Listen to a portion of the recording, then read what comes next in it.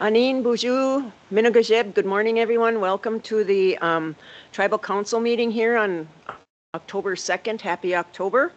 We are in Vermilion today, which is very nice to get to see the lake, view of the lake, and looking forward. So we hope to have a good meeting today. And with that, I'd like to call the meeting to order at 9:06 a.m.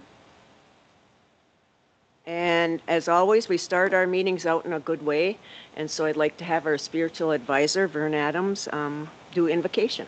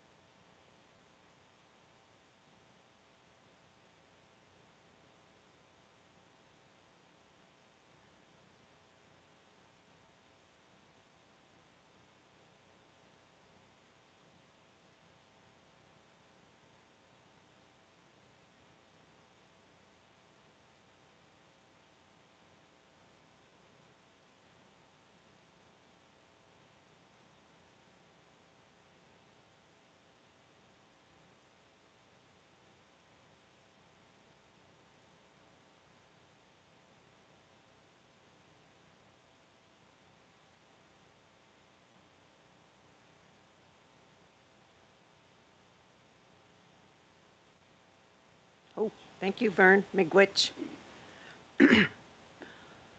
Thanks for sharing. Next, we have roll call, please. Kathy Chavers. Here. Derek Gizek. Here. Shane Drift. Oma. Perry Drift. Inshama Papaya. Robert Moyer. Excused. Okay, next we have approval of the agenda. Any additions or deletions or corrections? I have a couple additions here. Okay. The first one is master service agreement under Randy Long for Integris for letter D. Okay. The second one is Yep. Who's that going under? Randy. Randy. The second one will be under me. Pam Parson wants to do a compliance update for Health and Human Services. And then the third one will also be under me, Kim Greiner, to do the Minnesota sales tax update.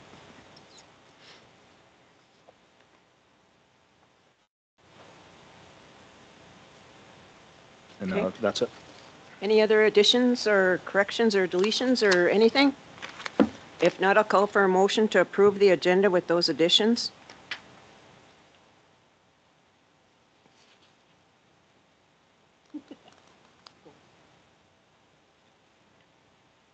Are you in a game show? I'll go.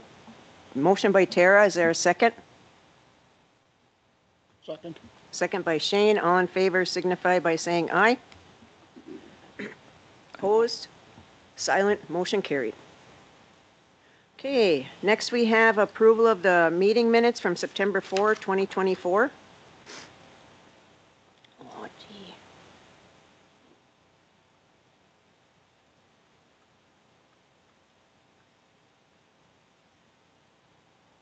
I have a couple of things that I'd like to talk about regarding the meeting minutes.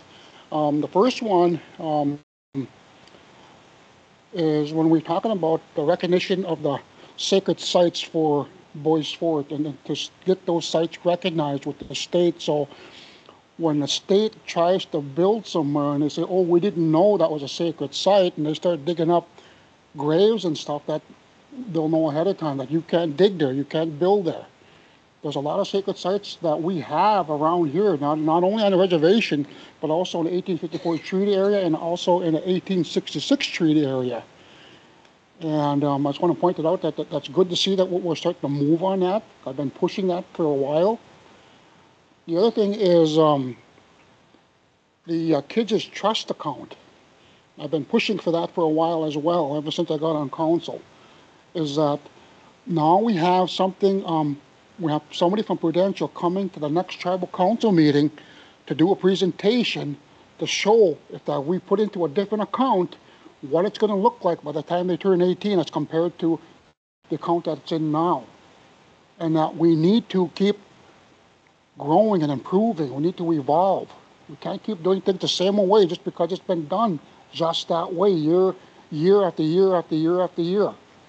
We become stagnant, and that's not good. So, and I'm really interested and happy to see that's finally going somewhere because of this council, and that movement's being made, and that we're trying to make strides in the right direction. And we all say that we need a plan for 7 generations. Well, this is one step that we can be doing just that. The other thing too is regarding the salaries. A couple of things there is that with the salary discussion at the last council meeting, prior to that, we talked about it upstairs in the what I call the war room. And it's with the tribal council's conference room upstairs. And one thing is that I suggested is a low pay raise. And when that picture was posted on Facebook, you saw Shane on there, and it was a suggestion that I made to the tribal council back then. And it was I think it was like 15,000 each getting a pay raise. And with that, and then getting the hearing band members saying no to the pay raise, so that prompted me to change my stance on that, and that I will be voting no when it comes to the council pay raise. And I'll also be asking for language to be removed from the resolution for the council pay raises that be removed. We're not following that resolution anyway. The other thing is that that's going to be coming up later on in the meeting is that anytime from this point on, or when it's approved actually, is that anytime a council tries to do something with their salaries, that it's going to need to be held out in public meeting, just like this, for transparency, for you, the band members, to see. I just want to point that out. Thank you. Thank you, Shane. Anything on the, oh, sorry, Terry, go ahead. I do. On that salary paragraph, I think it's page 4 of 4, discussion on council salaries. It says in here, well, it lists the proposed salaries, and can you not hear me?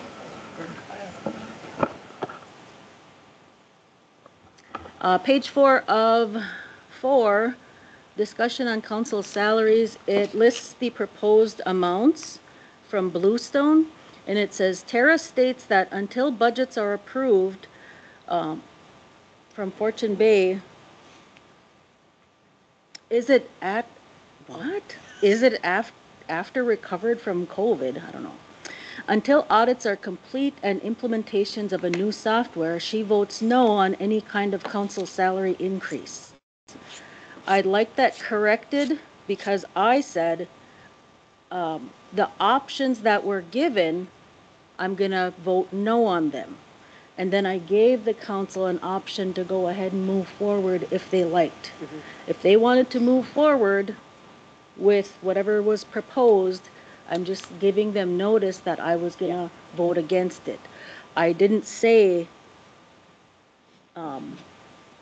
that any proposal I'm gonna say no to. I didn't say that. So I want that clarified. Okay. That council had their chance or whatever to move forward without me if they wanted to. I wasn't opposed to that. Okay. So, but the way it looks in there, Tara states that, you know, that I'm not going to listen to any increase. So okay. I want that corrected. Miigwech. Miigwech, oh, go ahead, Shane. That just reminded me, after that, when stuff was being posted on Facebook and all that, and I'm talking with a band member, and the suggestion was that, well, if the council doesn't know where they're at financially, maybe they should hold off on all salary increases and salary adjustments, not only for the tribal council, but for the organization as a whole. And I just wanted to point that out, is that I brought that up previously too to the council, is that maybe we should be doing just that. But that's just something that I want to bring forward, because I did talk to a band member about it. So thank you. Okay, any other comments on the minutes? Okay, and hearing none, I'll ask for a motion to approve the meeting minutes from September 4, 2024, with those corrections that Tara had asked. Moved by Shane. Is there a second? I'll second. Second by Perry. All in favor signify by saying aye. Aye. Opposed, silent, motion carried. Next, we have the consent agenda, and I will read it. Approved letter to St. Louis County Auditor requesting polling place within Nett Lake for 2024 general election. That one was 300.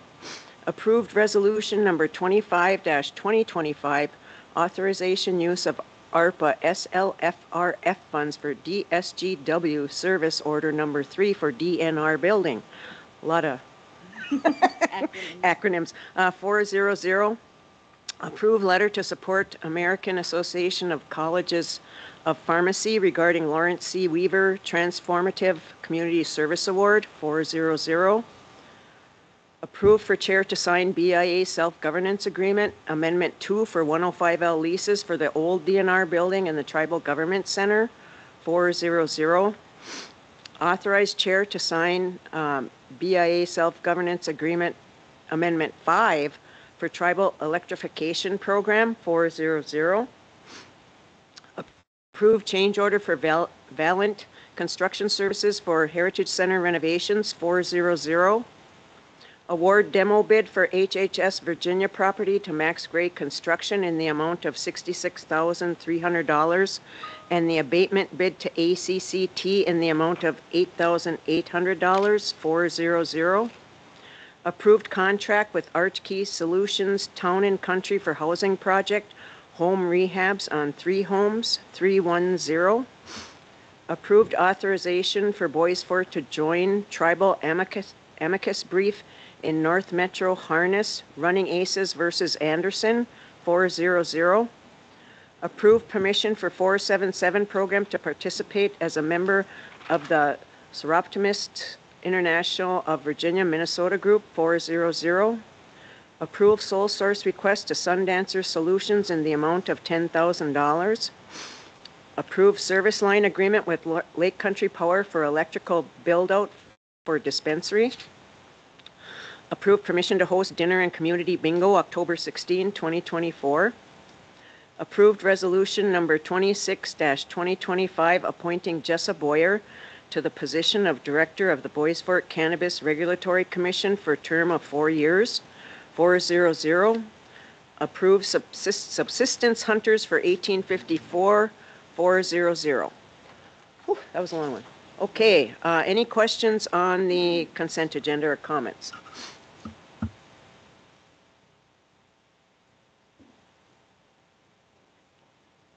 Kim Greiner. On letter D, the amendment number is 6, not 2. Okay, thank you. We will change that on letter D. It'll be where the BIA Self Governance Agreement number 6 instead of number 2 for signature for the 105L leases. Thank you, Kim, for that clarification. Just a couple of things I'd like to point out. On letter F, approved change order for Reliant Construction Services for Heritage Center renovations. I did post a couple of questions on the poll vote. It says, how much will it cost with this change order? Is there money in a budget to cover it?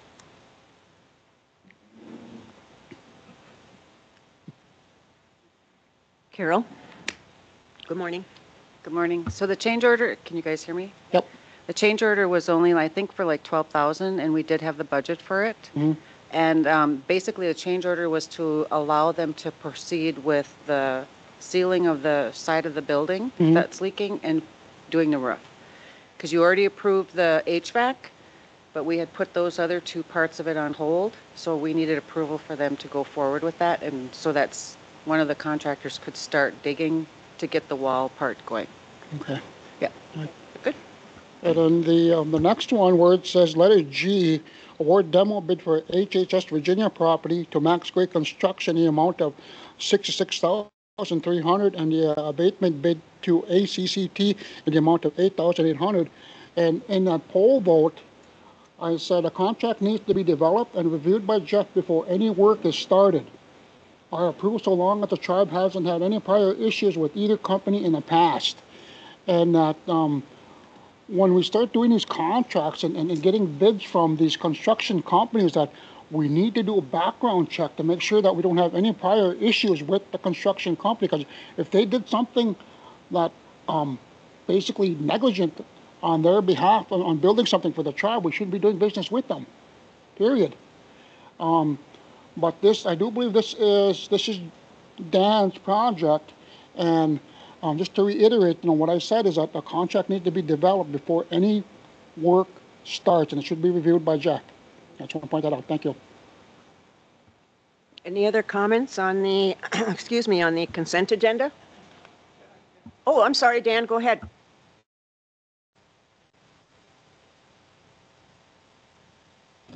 Thank you for those comments, Shane. Because you brought it up, I do want to reiterate, Jeff did review both contracts, and we did do, I'll say, a background check in terms of what anybody can recall in terms of these 2 particular vendors with no issues. So I did want to close the loop on that. So thank you. Miigwech, Dan, for that clarification.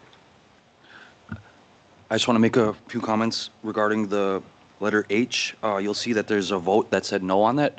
That was mine. I simply, in the comment section when I voted on it, I had consulted with a couple of friends of mine from Leech Lake and White Earth, and they just had recently got finished with their building projects, and for the price that we paid for this one, they got double of what we're getting. So that's why I voted no. I mean, but I knew it was going to go through anyway, so, but I just want to put that out there. Miigwech, Perry. Okay, if no other comments or questions or concerns on the consent agenda, I will call for a motion to approve the consent agenda. Oh, another thing too is that with that vote for 3-0, I was excused for that one, just to point that out. But I move to approve. Moved by Shane to approve. Is there a second? Second. Second by Tara. All in favor signify by saying aye. Aye. Opposed, silent, motion carried. Okay, next we'd like to welcome Bob DeGrosse with a discussion or interest to develop and enter into a funding agreement under the nation's self-determination status. Welcome again. Thank you very much. I provided some electronic copies, but I have hard copies here too, if I can hand those out.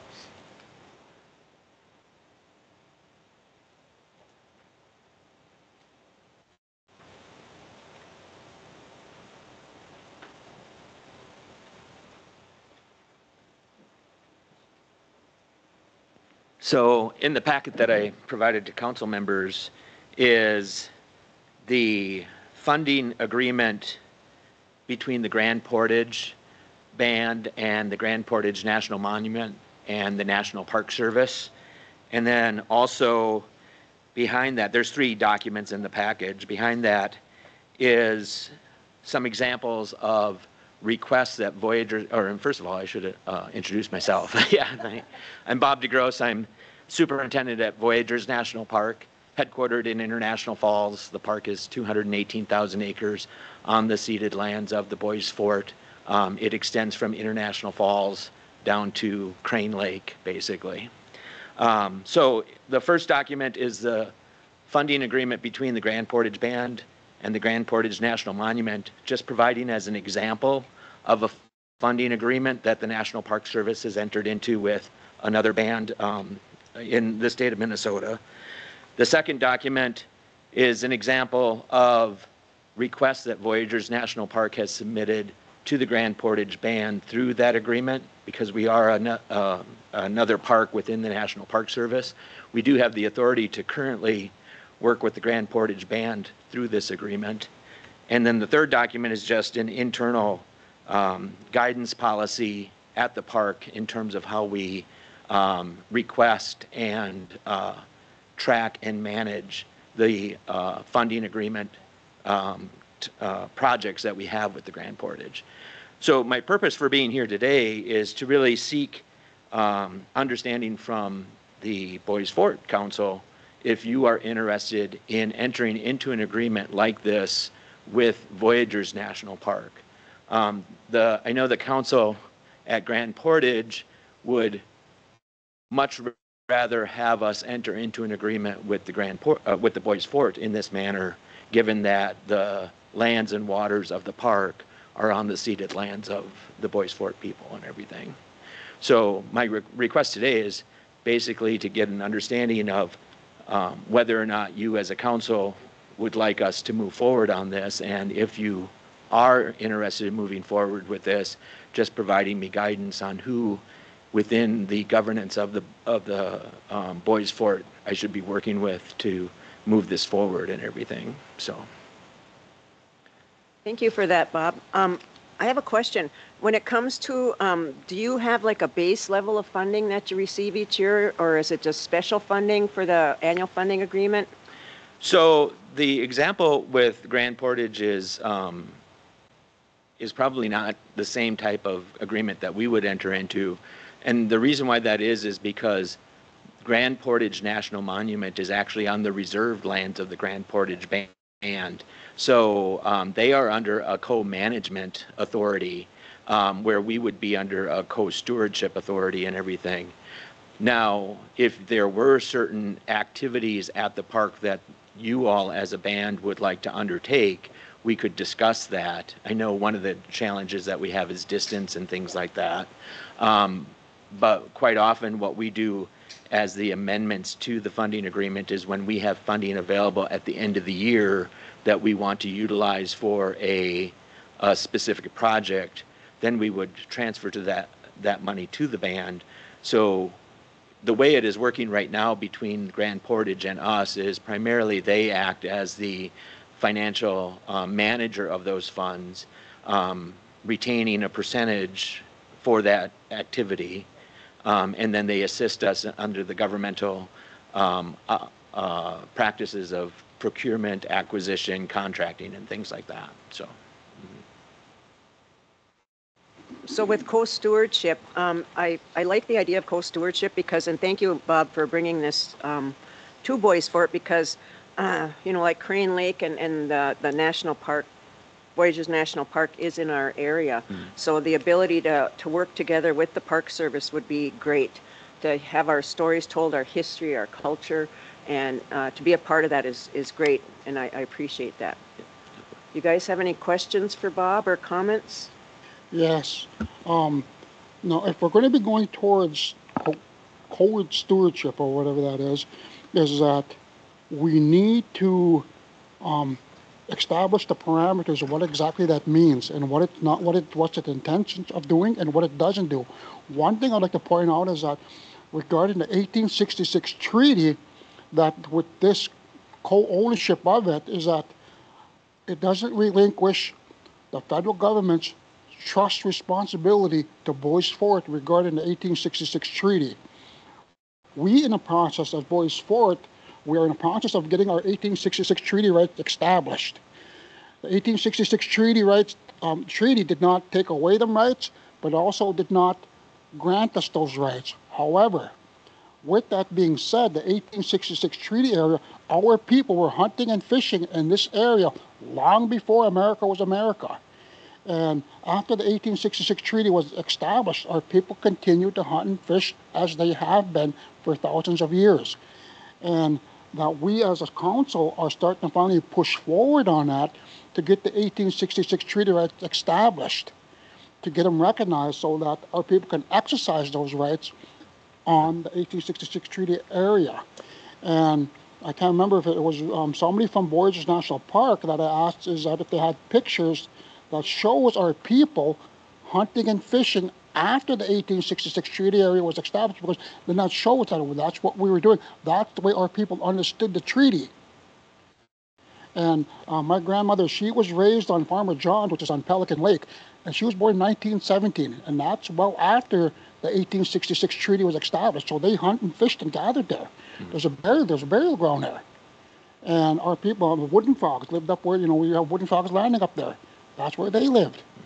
Now, in the history that we have, everybody has the history of our people and where they lived and how they lived out as their clans. And when it come time for ricing, everybody gathered at Nett Lake to harvest their rice. As we move forward on this, I would like to, like I said, I'd like to sort out the interpretation of what exactly this means, because I do not want to have it interpreted in a way that would harm Boys Fort. Thank you. And it was me that you asked about. We do have an archive at the park, and I did ask our archivist to start doing the search for photos, and I hope that we'll finish that search here soon so that if we do have any photos, we'll be able to share them with you and everything. So, yeah. That'd be great. Thank you. Yeah. Excuse me, my voice is going. Any other comments on for Bob or questions or concerns?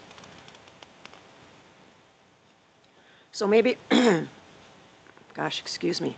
So maybe, hang on. My voice is changing. Okay. Oh, Jeff, you have your hand up? Yeah, real quick. I was just going to mention that one thing that council could think about too with this agreement is how, and it's kind of in line with what Shane mentioned at the beginning of the meeting about protection of cultural properties. You know, the co-stewardship agreement that the 1854 bands entered into with Superior National Forest last year includes some really good provisions on protection of cultural properties within the 1854 ceded territory. I think we could also explore including, you know, those types of provisions in this agreement as well that make it clear that, you know, Voyageurs and the BAM will coordinate on identification and protection of those sensitive areas within Voyageurs. So even though this is a funding agreement, I think it could incorporate some of those additional protections for cultural properties as well, and could be used as a pretty meaningful way to ensure that protection. So I just wanted to put that on council's radar as well.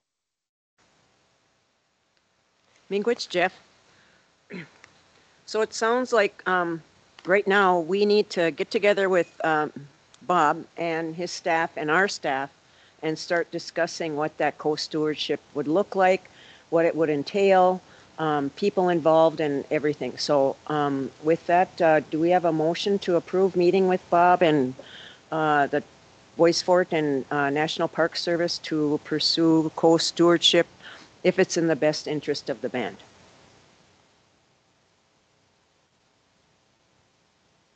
I just have one comment to add for what Shane said about the photos. There's also evidence on, it's public knowledge right now, Ojibwe There's a series of 42 Nanabuju stories that are from Chief Drift and his uncle, the one who leaves his footprint shining in the snow. So, I mean, that it details where this anthropologist got these stories, and they were, I believe, yeah, in the 1854 area. So we could also use that too, Shane. But I'd have to contact their people so they can share those. But they are public knowledge. But I don't want to just take them and use them, you know. But yeah, that's all. Okay. Miigwech, Perry. So do we have a motion to move forward? Go ahead, I just Tara. think. Oh. It says discussion, so I don't know if we need a motion to do anything, or that's just our, you know, if we're going to discuss further with you. Okay. I'm just wondering, when it says funding agreement, I just want to make sure that you're not that the Forest Service is not competing with Bois Forte for grants, like any natural resources grants or anything like that. So that if you are in co-stewardship or using Bois Forte's name, that you get the funding and we don't. You know, that's what I want to make sure, that Yeah. anything with funding, if it goes that way, then that's a no for me. So I'm just wanting to make sure, and then I get a little bit, where is the funding agreement? All I have here is the example of Grand Portage. So Yeah, all well and great, but I don't have anything that has any dollar amounts for us. mhm. So I'm willing to listen, but I'm not going to make any decision right now. Yeah. So maybe we can just meet. Go ahead, Bob. Yeah, and we haven't drafted anything yet because I just want to make sure that the council supports us moving forward, and then also advises me in terms of what are the best staff members to work with to start drafting something that would be specific for the Bois Forte and everything. And again, I was just using the Grand Portage example here as a springboard to sort of say this is something that the Park Service has done with another band, and we're very interested in moving forward on developing something with the Bois Forte if you all support, agree to do it and everything. Yeah. So Luke, can you coordinate with Bob and we'll get together with the National Park Service? Oh, Doris, I'm sorry. Go ahead. I just wanted to say, when you're considering the co-stewardship, that you consider co-management, you know, because the co-stewardship is involving environmental protection and that kind of thing. But the co-management, say if Bois Forte wanted to go and put a monument, say, down at Farmer John's, we'd have to request approval from the Park Service. And under co-management, we can work with them more readily. Miigwech, Doris, thank you. And I'm sure that's something that could also, I'm sure, be discussed in our meeting. Yes. Yep. Okay, so Luke, you'll set that up with Bob? Great. I'll Jane? just reiterate Tara's point, and I agree with what Tara said, and that's a really good point that I didn't take into consideration. So I'll follow Tara on this one. Thank you. So Luke, you'll get Bob's contact information and we'll get together and set up a meeting.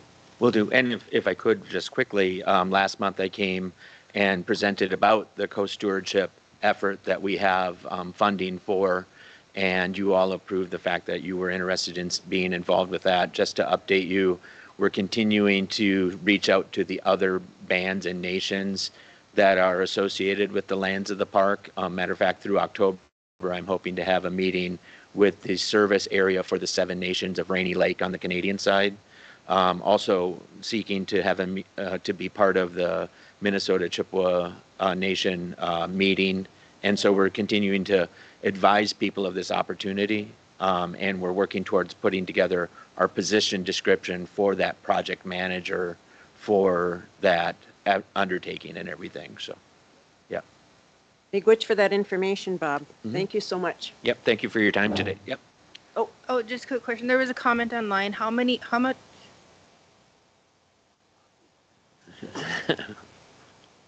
how much land will be under this co-stewardship?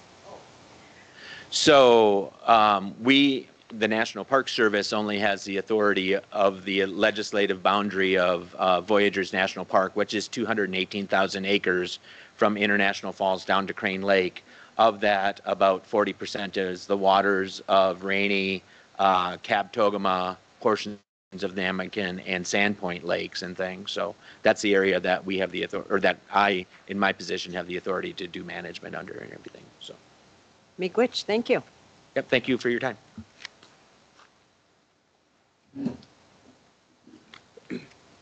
Okay, next we have Amy Mason with Resolution 27-2025, participation in the Minnesota Green Step Tribal Nations Program. Good morning, Amy. Good morning. I want to thank the Tribal Council, Madam Chairwoman, Boys Sport band members here and online. My name is Amy Mason, and I was hired as the Energy Director for Boys Sport. The resolution before you is the option to participate in the Minnesota Green Step Tribal Nations Program. And what this program does is it is a best practices type of a program. So what it allows us to do is look at other people's work plans and how they are becoming more self-reliant and more energy efficient in their cities, in their tribal nations. This is a program that Leech Lake has received the highest recognition for as far as the recognition goes for this program. But what this program allows us to do is it's free, so there's no cost to participate. There is no regulatory supervision or requirement to this. This is all strictly voluntary. So how we choose as a tribal nation to report our programs and the projects that we wish to submit for consideration, that is our choice, and to the degree that we wish to do any reporting or participation. We are not required to do anything, but it allows us to receive recognition for things that we are already doing. So just different examples of areas that this hits, but it's best practices for building, for lighting, for land use, transportation, environmental management, economic and community development. And in all of these areas, we are already doing different things. So what this allows us to do is take and start recording that information, getting recognition from that, and then also being able to report out to our band members on projects that we're doing and how that is going to improve us going forward, how that helps us to be more efficient, more sustainable, how it's going to drive reduction in energy consumption. So that is the intent of the project. It also helps us when we have the ability to look at other cities, other tribal nation work plans. How are they using small amounts of dollars to really stretch those dollars to accomplish big things? So it allows us to not have to build this whole thing on our own. It gives us templates for success that other people have had. So that is the proposal that I'm putting before you. Thank you, Amy. I've seen that, and I see that all tribes aren't participating. There's only a few tribes that are participating in this program, which I think, I think, you know, if it's voluntary, and basically we are able to determine what we want to say, what we want to do, what we want to submit, what we want to work on. So I've seen it at other tribes. When you enter the reservation, it's on their sign. We are a Green Step program. Or, you know, whatever. Mm-hmm. So it gives us the control of everything. So plus I like the receiving the recognition, because a lot of tribes are, the energy department or the energy part has been kind of really laid back in the past few years, but the tribes are really going gun-ho and moving forward with energy, and I'm glad that you're in your position, because that's something that there's a lot of money out there for. Plus, it's environment and trying to make things a lot better for our future. So I really like that. Do you guys have any, council, do you have any other questions or concerns on the resolution or the Green Step Tribal Nations program? For me, I like what you're doing with the program, as a whole. And when you talked about the solar panel projects and for the tribal government building and how that's going to be cost effective with our heating and lighting and all that, and then talking about, when a tribe looking at building a growing facility, a marijuana growing facility, that we look at putting solar panels on it to help with the electricity and heating, and how that can save us money on that end, and that the type of roof that we're going to need to do exactly just that, and with what you're doing, Bois Forte is really taking a aggressive stride in that direction, and especially with the looking at the C-store in Nett Lake and how that can help reduce the cost of heating and cooling with the solar panels, and hopefully taking the financial burden off of Fortune Bay. That'd be a huge plus. So I thank you for what you're doing. I will say one of the other aspects of this program that I think is really important to note is that it isn't just driven by the department. What this program does is it ties us in with the clean energy resource teams. And clean energy resource teams across the state of Minnesota really has a strong volunteer following. And it is made up of retired people that are just generally interested in energy in general. And so you'll have people that are very passionate about, say, solar for schools, or somebody that's really passionate about heat pumps, air source heat pumps, and what that can do for homes. But what it does is it brings in, like for Bois Forte, it would be bringing in and working with directors within their departments. What are things that we can do and start taking recognition for? What direction do we want to go? Allows us to actually start recording that information, showing progress in small ways. But this program will also allow us to bring band members in that have a passion for clean energy projects. And I think that what it does is it allows us to allow that leadership and that engagement within the community. And I think that is what makes us successful long term in some of the things that we want to do. And this is a reminder that we will have our energy department community meetings. First one is going to be on the 10th at 12 o'clock in Nett Lake. And the second one is going to be on the 14th, which I believe is Monday, here in Vermilion. And that will give us the opportunity to talk about some of the things that the focus, 3 areas of focus that have been identified, some of the things that we're looking at, and then really start gaining some feedback and interest from the community on different projects, different areas where people want to be involved, and then finding ways to bring everybody in so we can really make an impact for Bois Forte. There was a question on the. Yeah, it went by. It was there and then it was gone. Nikki? So Therese Morrison asked, while instituting these changes, how do we get our tribal members educated in how to maintain these systems? That is definitely going to be part of some of the funding aspects that we have. We do have a huge educational target as far as the things that we need to do. We need to be able to better communicate if we have opportunities to change out things in people's homes that will help them be more energy efficient. It is our responsibility to try and educate and help people understand what difference this makes. I'll give you an example. I was at one of the CERT meetings a few weeks ago in Grand Rapids, and we were talking about air source heat pumps. And if you've been involved in air source heat pumps since the 70s, you may not think of them the same way now if you just started the conversation now. Air source heat pumps can provide a certain level of heat. It can also provide cooling.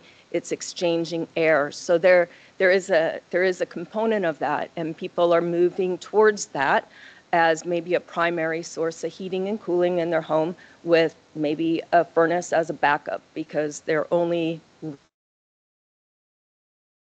degree below zero, which is problematic for where we live. So the discussion is, how do you engage in that conversation? How do you begin to say that this is a good option for our homes, you know, and really helping people understand that, because it's all about perception.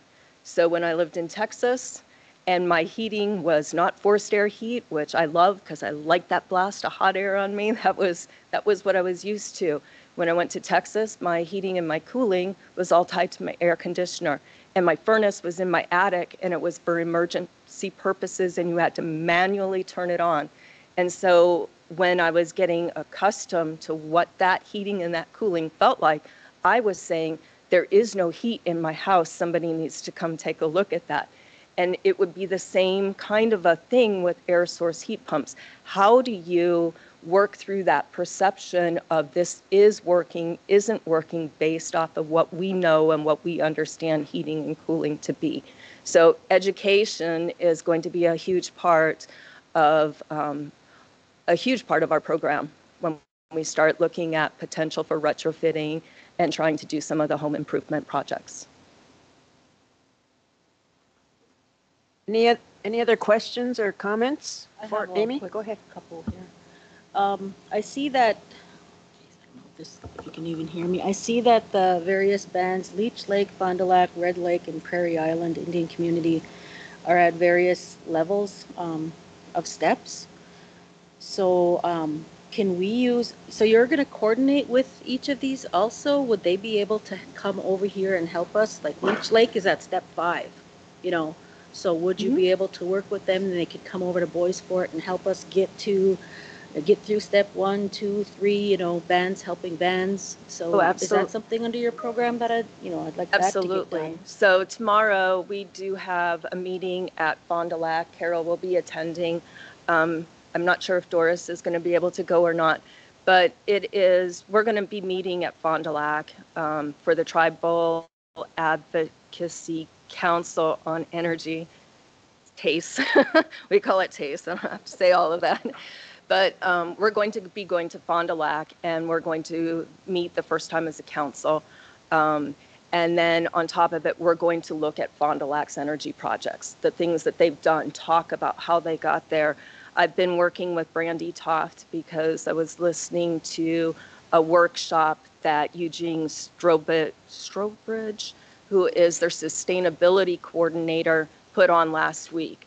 And so they've been talking about their programs. They mentioned how this was part of how they grew interest in their community.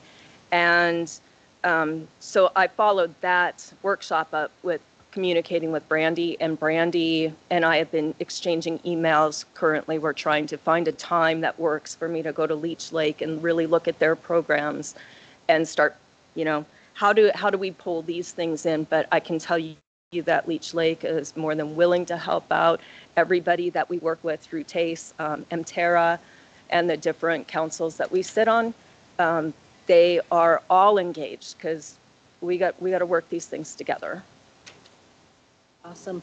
Yeah, I see Brandy Toft's name in here, and I know her well. I mean, she knows her stuff. She does. You know, environmental colleague of mine, so tell her She's a rock hi. star. But yeah, I just wanted to make sure that we're working to get, I see that Red Lake is at step 1, Prairie Island and Fond du Lac are at step 2, and Leech Lake is at step 5. So I want to make sure that we, achieve step 5 as best we can.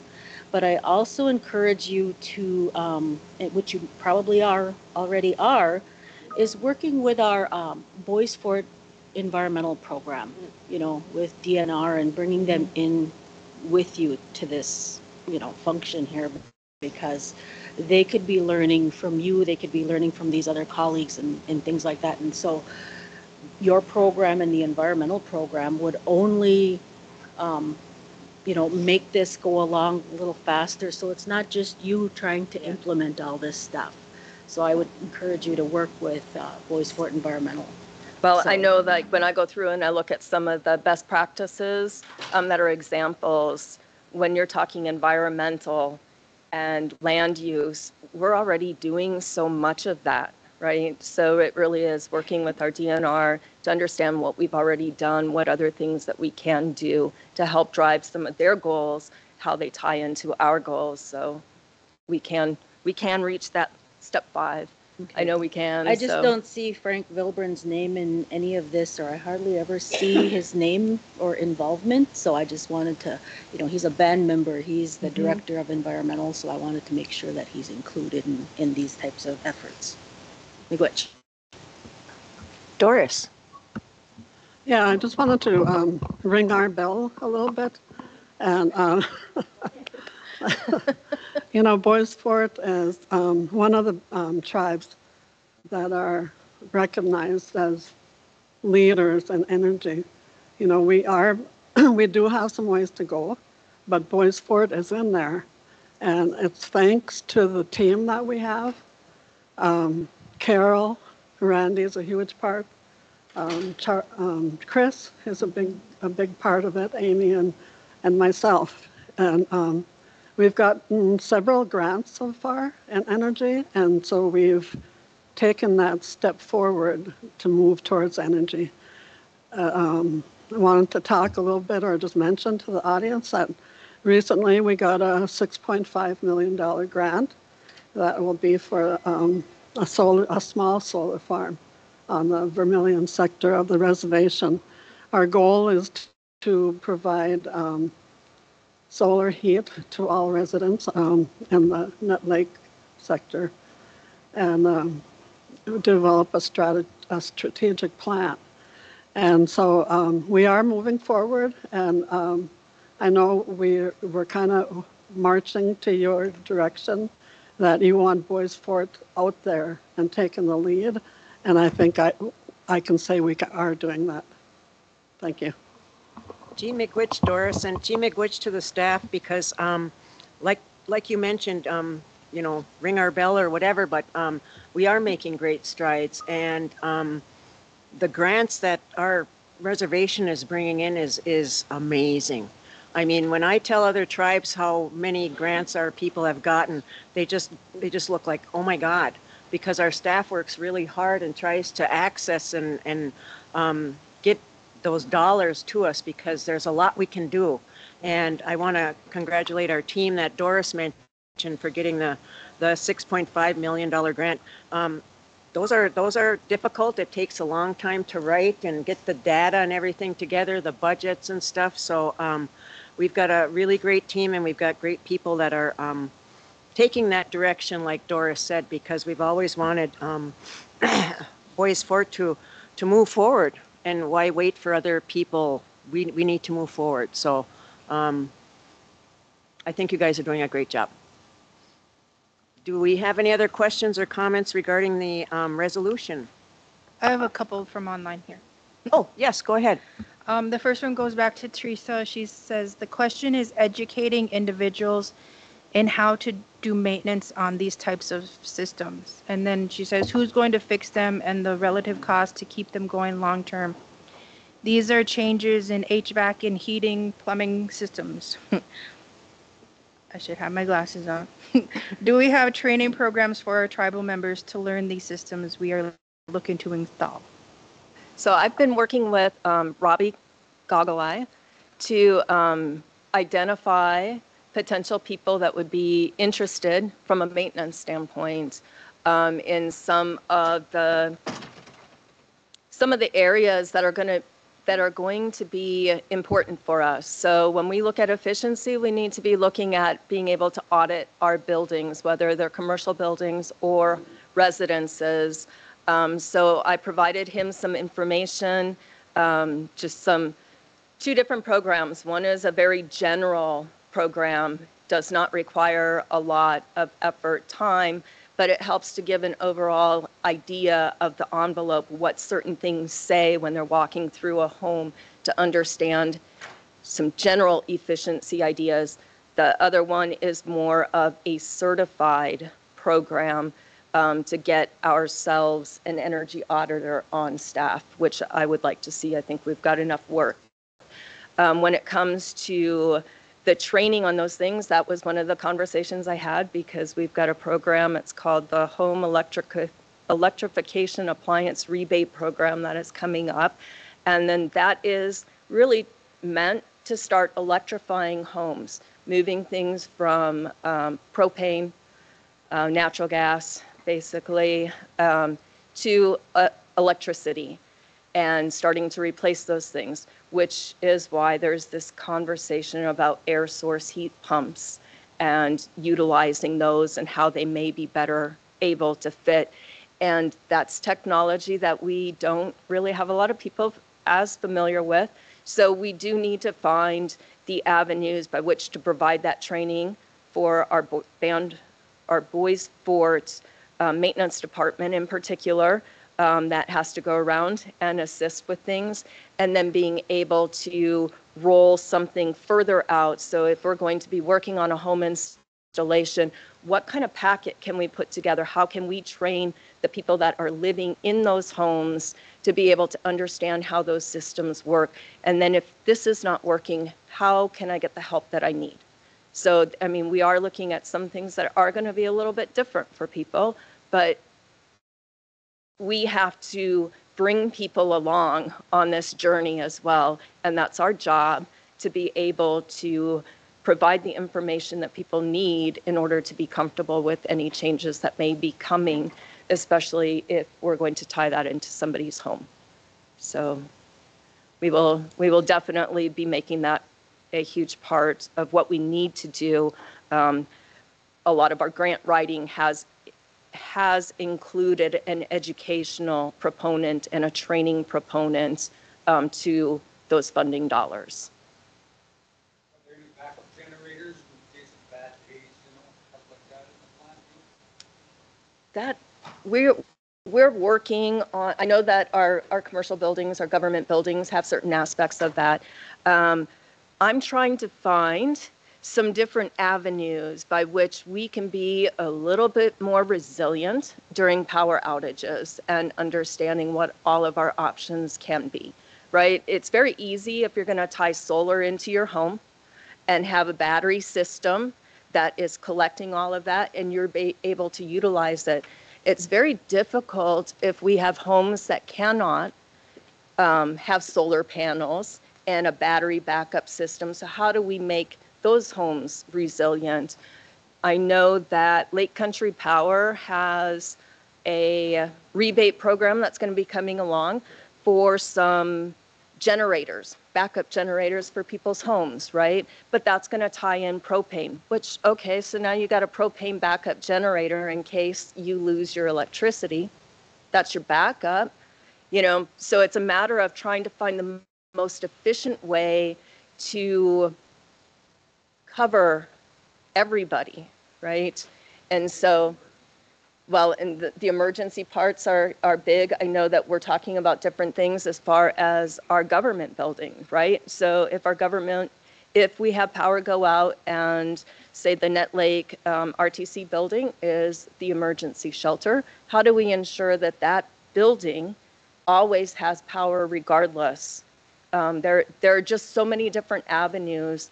We're going to start doing some feasibility studies, which we need to do to understand what our capabilities are, and then try and figure out different avenues by which we can use our money most efficiently to cover a broader spectrum of people.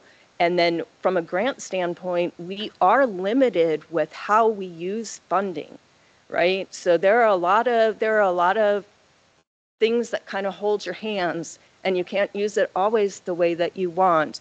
So for one example, depending on income levels, if I have a very high, low income level, say 60% on the reservation, when I implement this program, 60% of my dollars need to go to that 60% of the people. So then how do I account for 40% that aren't included in this bracket, right? So I'm trying to figure out the best options to be able to cover as many people as possible and make things work for everybody. So there's a lot that is on the table, and I really look forward to engaging people in discussion for our community meetings. And I'm always available, my cell phone and my email address.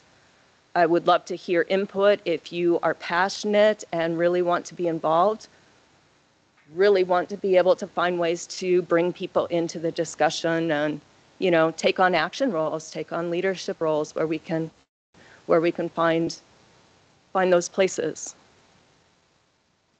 Nikki, did you say there was another question? Darren had asked, does Boysport have a community education plan to bring trainings to the community to include things like this?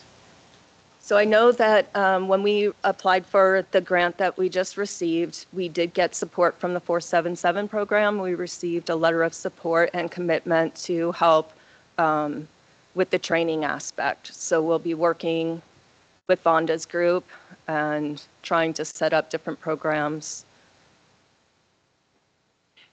Amy, you mentioned the public meetings, October 10th, 12 o'clock in Nett Lake.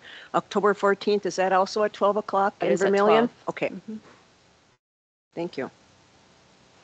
Any other questions or comments for Amy? If not, can I call for a motion to approve resolution number 27-2025, participation in the Minnesota Green Step Tribal Nations Program? I'll move. Moved by Tara. Is there a second? I'll second. Second by Perry. All in favor signify by saying aye. Aye. Opposed? Silent? Motion carried. Okay, next we have Lance. Thank you, Amy. Good job. Keep up the good work. Next we have Lance Hill Resolution number 28-2025, issuance of HUD 184, so used to 105L. Issuance of HUD 184 residential lease for William G. Isham Jr. Is Lance on? Yes. Okay. Oh, there you are, Lance. Okay. Go ahead, Lance. All right. Good morning, guys. So my department has a couple of proposals, but the first one is I'm seeking a council vote and approval for the resolution, which you mentioned, 28-2025. This is, you stuffed it out, the issuance of a HUD 184 loan for William G. Isham. We know him as Bill Isham Jr. Okay. Okay, do we have a motion to approve resolution number 28-2025 for the issuance of HUD 184 residential lease for William G. Isham Jr.? Move. Moved by Shane. Is there a second? Second. Second by Tara. All in favor signify by saying aye. Opposed? Silent? Motion carried. Okay, next we have the service line agreement with Frontier Communications for a lot in Vermilion. Correct. So, yep, I'm seeking council certification and chairperson signature if upon that vote of a service line agreement between Boysport and Frontier Communications for the improvements of fiber services to a leased lot on the Vermilion sector, Eagle Point, to be a little more direct. Okay, has Jeff reviewed the service line agreement? Yes, he has helped me draft any service line agreements that we push through. Okay. Any questions for Lance? If not, I'll call for a motion to approve the service line agreement with Frontier Communications.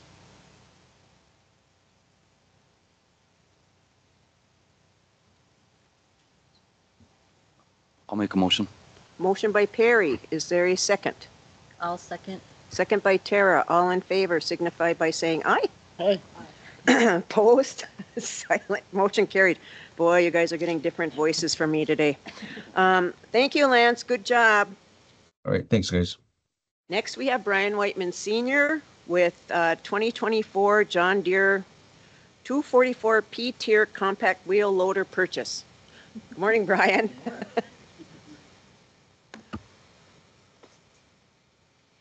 Good morning. Good morning.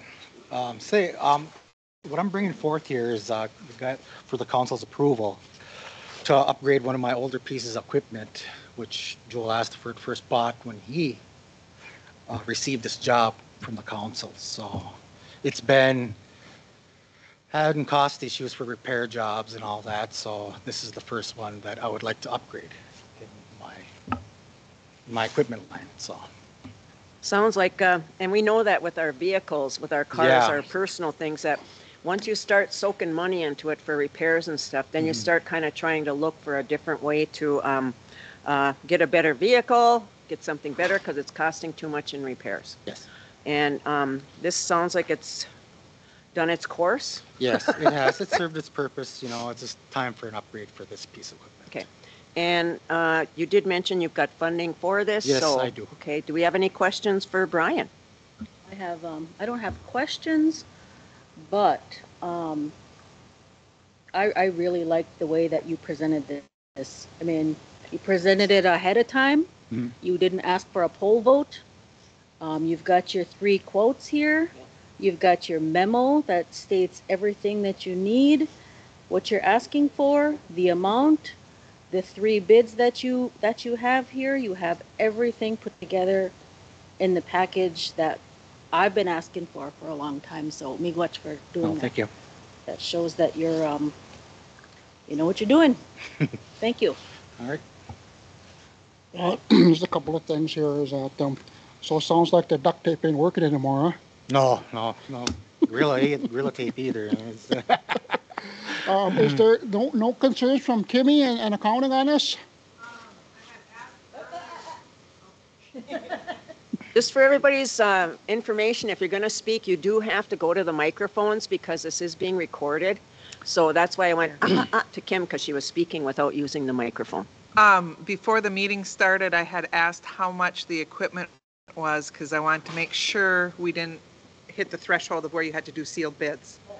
And that's at $250,000. So, and I believe this is under that. That's Yeah, all I had. That's the only question I had. 93,350.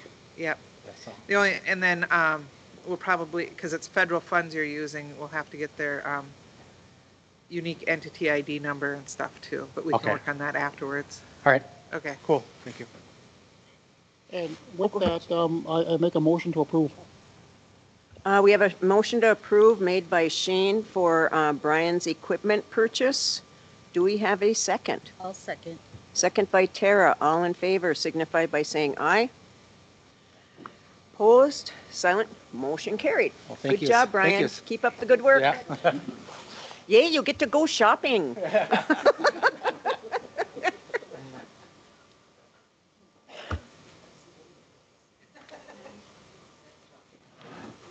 Good morning, Randy. Good morning, everyone.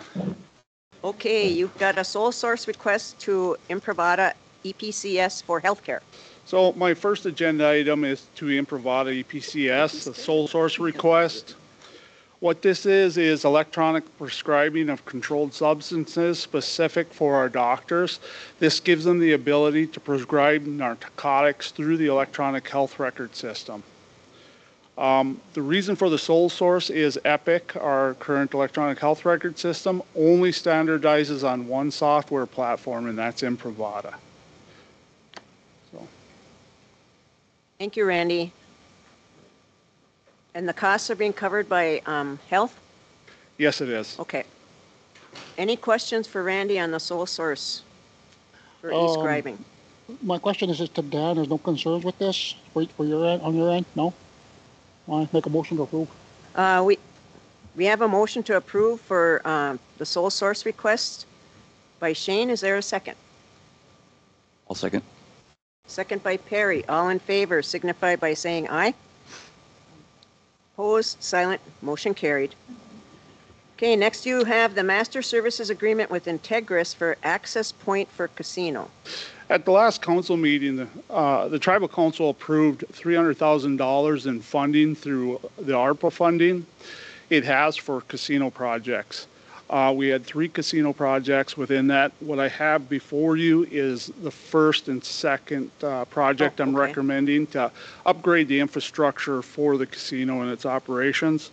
The first one is for the upgrade of the wireless access points throughout the casino. That is to Integris for $110,771. The current access points existing throughout the casino are far beyond their life expectancy, and they are failing, and it needs to be replaced. Okay. Any questions for Randy on the master services agreement with Integris? Where's the funding coming from for this? ARPA. ARPA. It was pre-approved and approved at the last tribal council meeting. Okay. Do we have a motion to approve the master services agreement funding out of, we've already approved it, but for Integris, for the casino? Moved by Shane. Is there a second? I'll second. Oh, sorry, Tara. Sorry. Go ahead. Seconded by Perry. All in favor signify by saying aye. Opposed, silent, motion carried. Next, we have the master services agreement with Integris for switches at the casino. Yeah, this is a second project of 3 for the tribal, or for the casino and its operations from the ARPA funding as the last project. The computer switching is somewhat similar to the wireless access points. They're outdated, they're not capable of having updated firmware, and they're failing. Several times throughout the last couple of years, the floor of the casino has gone down due to this, and the computer switching needs to be updated. I'm requesting we purchase updated switches for the casino at a cost of $93,970 through Integris. And this is one of those ARPA projects as well. It is. Okay. Any questions for Randy? My question is for Jeff. Any concerns from you, Jeff, on this? No, I'm looking at the agreements now and the materials. I think the only thing we might need to add to this second one is just an addendum that ensures that we've got the ARPA federal contract provisions included. So, and I haven't seen these. So I think maybe if the council wants to move, I just recommend moving on the condition that we just add the ARPA required provisions as an addendum. Okay. Is that for both? Go ahead. Projects or all 3? This is just first and second projects. The third one I'll have to present at the next council meeting. Okay, so do we have a motion to approve with Jeff's recommended language to add the ARPA addendum to the master services agreement for the Integris? Moved by Shane. Is there a second? Second. Second by Tara. All in favor signify by saying aye. Opposed, silent, motion carried. Next you have Integra, and I'm not sure if I wrote everything down correctly. Integris Master Services Agreement? Is that what this is? VM something. VM. What's Oh. VM? Sorry, yes, that was an VMware, addition. What that is Boys Fort, the tribal government's server operating system, runs on a software platform called VMware. Now, that licensing for that system is up, and therefore I'm requesting approval from the tribal council to purchase VMware software licensing through Integris for the cost of, I believe it was $25,000 or $26,000. Yep. Randy, is this something annually that we have to do, or is it? This is for a 3-year term. Okay. The reason why we're presenting this is the VMware software application was purchased by another company. So we had to reinitiate our contracts for licensing. The licensing is based off a number of servers and the number of processors within each server. Therefore, the cost comes to, between $8,000 and $9,000 a year to keep the servers running for Boys Fort. Okay. Any questions for Randy? The total says $25,920. And that's coming from where? ARPA again? This will not be an ARPA. This will be indirect cost, I believe. Any other questions for Randy? If not, do we have a motion to approve the Integris master contract for VMware in the amount of $25,920? Move. Moved by Shane. Is there a second? I'll second. Second by Perry. All in favor signify by saying aye. Opposed? Silent? Motion carried. Thanks, Good job, everyone. Randy. Thank you. Rhiannon Strong, we have some Head Start policies here. Good morning. I have to take a call. So I won't make any motions yet. Shane.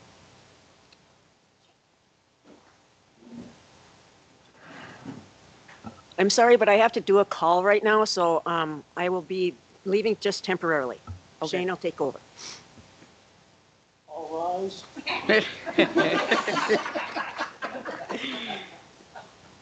All right, we got Rhiannon Strong with the pickup and release policy for Head Start. You have the floor. Yep.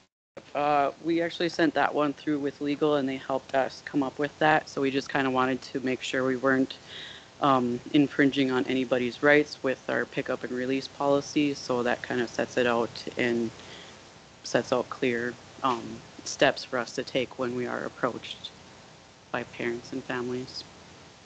Any questions from the council? Yeah, I have a question. So how does this differ from your previous policy? Did you add some things or how? We didn't really have a pickup policy.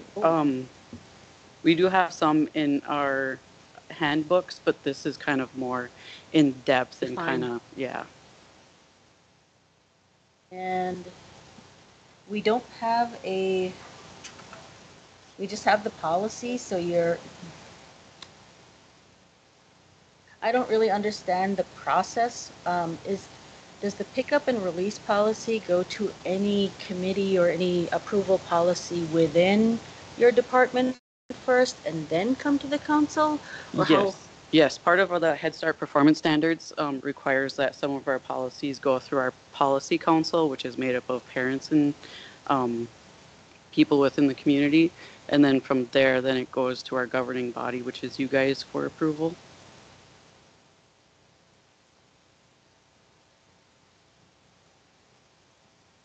Any other questions? Yes. Roughly how many pages long was I'm trying to get to your policy change, but how many pages was the policy, the previous policy? We didn't have a previous, it was included in the handbook. So there's a little section in the handbook where it talks about the pickup and release of kids. Okay, because that's what I just want to publicly talk about right now is that with some of the things that I've been reading in the documents, policies, legal documents that I've been seeing that are so like outdated, they're 2 to 3 pages long, but it's like, if that's a legal document, that should be at least 20, 30, 40 pages. I'm not saying this one has to be because it's just for a pickup policy, but yeah, that's why it's, with everything that we're doing, we're trying to revise and update everything and make sure we're in compliance. And I think, I think your information is pretty well researched. So thank you. Thank you. If there are no other questions, I ask for a motion to approve.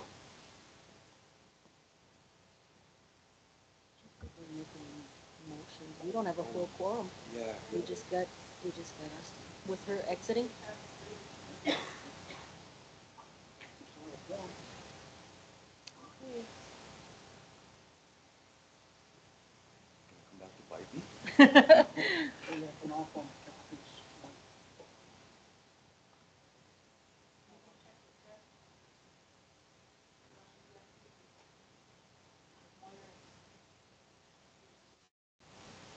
All right, I'll make a motion to approve the pickup release policy, which is under Rhiannon Strong A.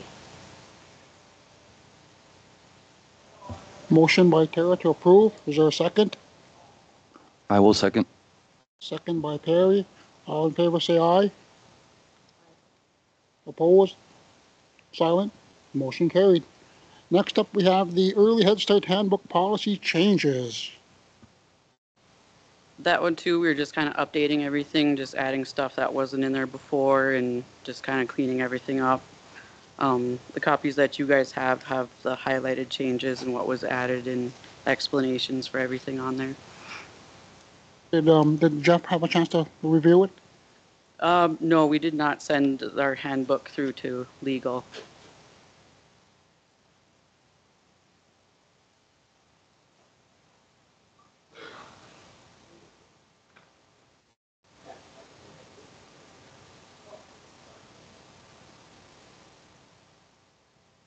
Myself, I think that Jeff should review it before we approve it. How soon do you need this by? The handbooks I don't need to right away today, so we can go ahead and send that through legal if you guys want. Okay, so with that then, if there are no questions, I would ask for a motion to table this until Jeff can review it. I'll motion to table. Motion by Perry to table, is there a second? I'll second. Second by Tara. All in favor say aye. Opposed? Silent? Motion carried. Next up, we have the Head Start handbook policy changes. Yeah. Have these been reviewed by Jeff? Nope. This is the same as the Early Head Start one. We just have one for our Early Head Start Center and one for our Head Start Center. So we just updated both of them at the same time.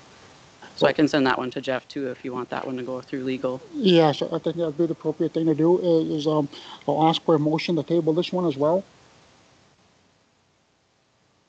I'll motion to table till Jeff reads over the documents. Motion by Perry, is there a second? Second. Second by Tara, all in favor say aye. Opposed? Silent? Motion carried. Next up, we have the Early Head Start selection point system for SY 2024-2025. Yep. So every year when we do enrollment, we have a point selection system that has to be approved by our governing body and policy council. And this year they did come up with some changes for us, and those are reflected on the new point system.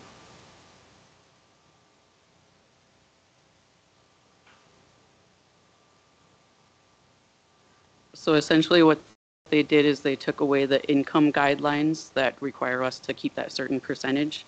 So with that, we're hoping that the new selection point system will boost our numbers up for enrollment. Okay, Kathy's back so she can take over.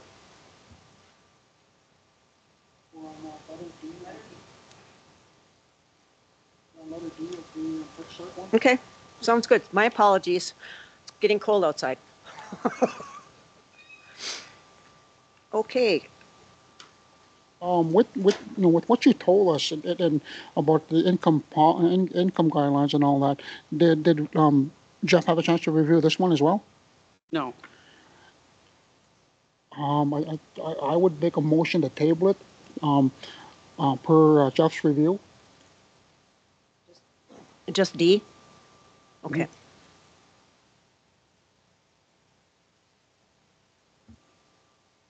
Let's do a motion right now to table the Early Head Start selection point system for 24-25 until Jeff reviews. Okay. Do we have a motion to that effect? I move already. Moved by Shane. I'll second. Second by Tara. All in favor signify by saying aye. Opposed, silent, motion carried. Okay, next we've got E.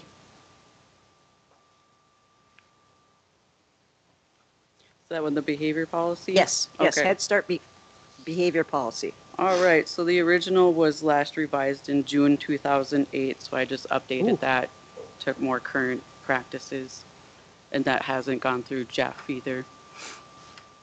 Okay, so how many of these went, I'm kind of coming in on the end here. This was approved. It was A was Okay. approved by Jeff. Okay, B, C, D, and E haven't been. B, C, D, and E haven't been approved by Jeff. Okay. Okay, I'm assuming you want another motion to table until Jeff can review, so let's do, did you do a motion on these yet? Yep, those are all. Okay, motion to table a Head Start behavior policy until Jeff reviews it, and then we'll bring it back forward for approval. Moved by Shane, Second. second by Perry. All in favor signify by saying aye. Opposed, silent, motion carried. Good job, though, on getting that back from 2008. I like that you're looking at the policies, because we find that time flies by so fast, and you look and say, oh my God, it's been since 2008. So Right, yeah. good job. Thank you, Rhiannon. Thank you. Which, that income verification, or income policy too, Yeah. trying to get more kids in your program, that's good. Okay, next we have donations committee recommendations. We have C. Debelock for $500. Do we have a motion to approve a donation to C. Debelock for $500? Move. Moved by Shane. Is there a second? Second. Second by Tara. All in favor signify by saying aye. Opposed, silent, motion carried. Thank you, Pammy, for that. Next, we have Nikki Irving for the approval of the 2024 Veterans Check and Elders Holiday Check amount. Yep, so this is coming up fairly soon. It'll come up quicker than we want. But, you know, every year we have handed out a check or a gift card for the elders and the veterans. Last year, I don't have an exact number right now for this year, but last year it was 870 elders and 137 vets at $50 a piece. So I don't know if you want to go with that same amount or anything, change anything, or I just want to make sure that we get those ready to go on time this year. Kim, if we were able to increase the amounts, is that doable with the budget? So how much is she proposing? She didn't? Last year's was 50. She didn't recommend an amount, but I think we could do a small adjustment, you know, like if we went from 50 to 75, that's doable. Yeah, it's Not roughly completely done with we're not done through our budget process, but it's roughly 50,000, 51,000 at $50 for total. Yeah, for both of them. for both the veterans and the elder holiday, it comes up to about $51,000. Okay. Yeah. so that At would be $50. yeah. So it'd be roughly 75 if you went to 75. You know. And Nikki, you'll get the the numbers, like you said. Yep. These are last year's figures, so Yeah. okay. What would you like to do, Tribal Council? I don't know if we could go to 60, that'd be great. Increase it to 60 if it's possible. 75.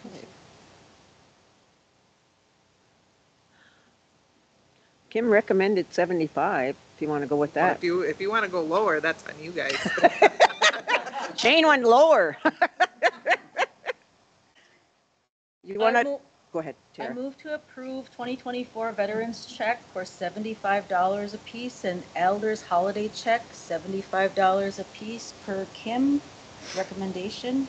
Okay, we have a motion on the floor by Tara to recommend $75 per piece, per veteran and per elders for their holiday check amounts and veterans check amounts.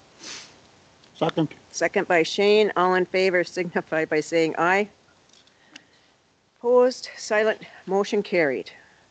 I was just going to remind you guys that when I read this last year, I said $500 instead of 50, and Travis Morrison corrected me. So we'll get to 500 maybe in about 10 years. No, I'm kidding. Don't hold her to that. Okay, and then Nikki, you have resolution number 29-2025 approving BFTA, which is the Bureau of Trust Funds Administration delegations. Yep, you guys had received a letter with this information on there, and it requests Tara and Kathy's signature on there. But it was also requesting a resolution number, which I couldn't find anything that stated that. So I had Jeff review it. He drafted up the resolution, and that's what we come up with. So. Okay. So the resolution is just basically stating that Tara and I can sign as signatories. Any questions? If not, I would like to have a motion to approve Resolution 29-2025, approving the Bureau of Trust Funds Administration delegations. Do we have a motion? Moved by Shane. Is there a second? I'll second. Second by Perry. All in favor signify by saying aye. Opposed? Silent? Motion carried. Okay. Miigwech, Nikki, thank you. Good job.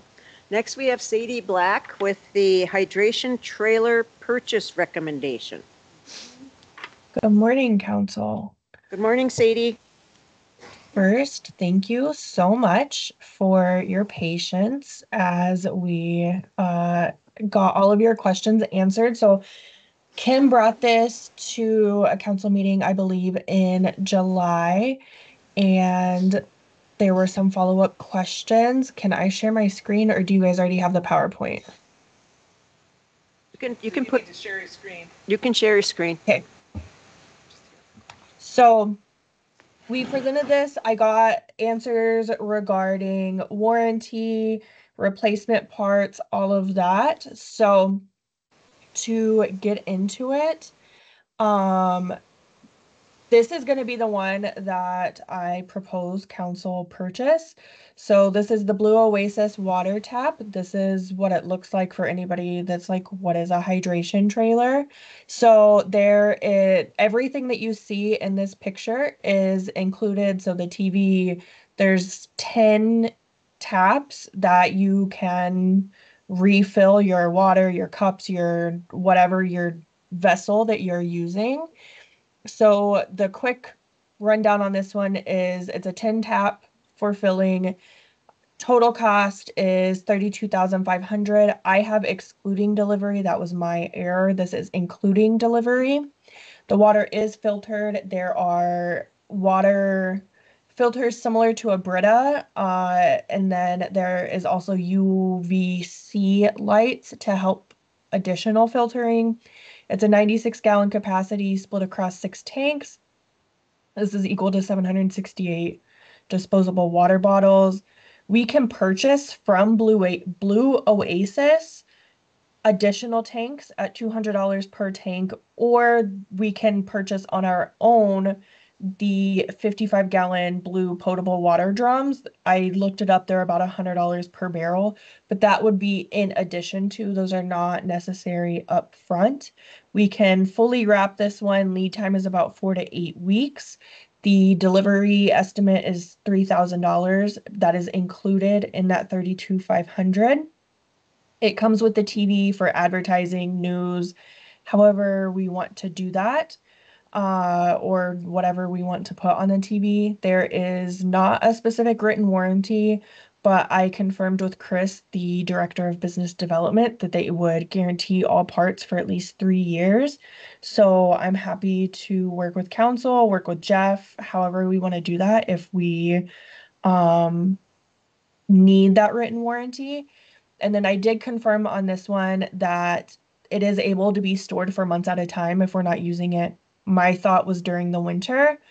And then if it's stored for 3 months or longer, they do recommend doing a full cleaning. They have a cleaning kit that is $300. So that would be probably a once to twice annual expense. And then filters are recommended to be replaced annually to biannually of $1,000. The recurring costs would be about $1,300 per year for that cleaning, and then the filter cost. So again, here's what that one looks like. Some more information on it. So there's the 10 taps. It comes with all of this, the 42-inch TV. We can completely wrap it in our own branding. So we can work with whoever to do our graphic design for this, have it completely wrapped in the Boys Fort logo. So that is the Blue Oasis water tap. Before I move on to the next one, do you guys have any questions about this specific one? Any questions on the specific trailer that? If you want to put my picture on it, that'd be fine. I'll leave that up to council to decide whose picture gets to go on it. Go ahead, Sadie. So I'll move on to the next one. My lights turned off. Hold on. Okay. So the next one, this is what it looks like. So this is the Wallop Water trailer bar. A little difference here is where it says our logo here. This is the only place that we can customize. There's no TV, nothing like that. There are these taps to refill some sort of vessel, water bottle, cup, whatever, your Stanley. And then these two at the end are water bubblers, water fountains, whatever you want to call them, so you can drink directly from the water trailer. And then quick information on this one. This is literally the exact same as the previous one, but double the price and has a 50-inch TV. So it's made by Blue Oasis, the one that I am recommending. It does have the solar package, has the water filters. They do include a couple additional water tanks, the 16-gallon water tanks. But those are $200 a piece, not $35,000. So lead time is 8 to 12 weeks. There is a written guaranteed 12-month warranty on this one. Same cleaning, filtered price, and usage recommendation there. So annual cost would be about $1,300. But again, it's the same thing. I guess there's a 50-inch TV that is included with this one, and then usage tracking meters that can be included in the water tap Blue Oasis one, but they are subscription based, and for the things that we would use this for, I don't think that we would necessarily need a usage tracking meter. But there's that one if you guys have any questions other than whose picture gets to go on this one. We'll have to do rock, paper, scissors for that one. Any questions for Sadie? This trailer, for those that really kind of aren't behind the scenes when it comes to having events or whatever on each reservation, we buy a lot of bottled water.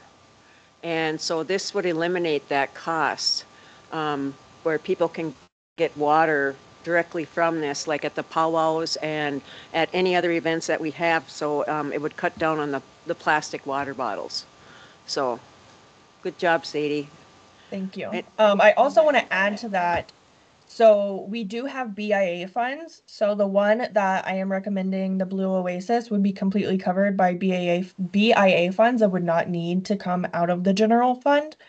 The other two would be me asking for tribal government to match some of the BIA funding, but the first one is completely covered.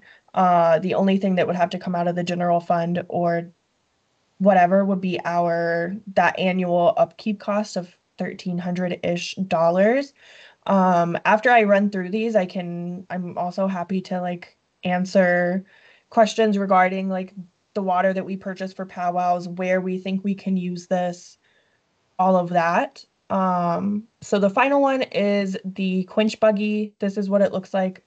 It's very different. So this one has 3 water spigot spouts on each side, and then there are 5 water bubblers, water fountains on each side. This one does not include solar. Solar is an extra $5,500. This one has a 300-gallon capacity. There is a 2 graphic branding available. So in that previous picture where we saw it say quench buggy, that's basically the graphic. Lead time is 16 weeks. Total cost is $58,800. It is able to be stored, again, very similar pricing, all of that, as the other two. The only reason, aside from cost, that I don't recommend this one is I have been asking for warranty information. I've been asking for filter cost. I've just had some follow-up questions that I've been asking since July, and I've asked via email and phone, and they have not responded to me. So that's the main reason for not recommending this one. But that is my whole 3-quote presentation. Yeah, I'm happy to answer any questions about use, ideas, any of that.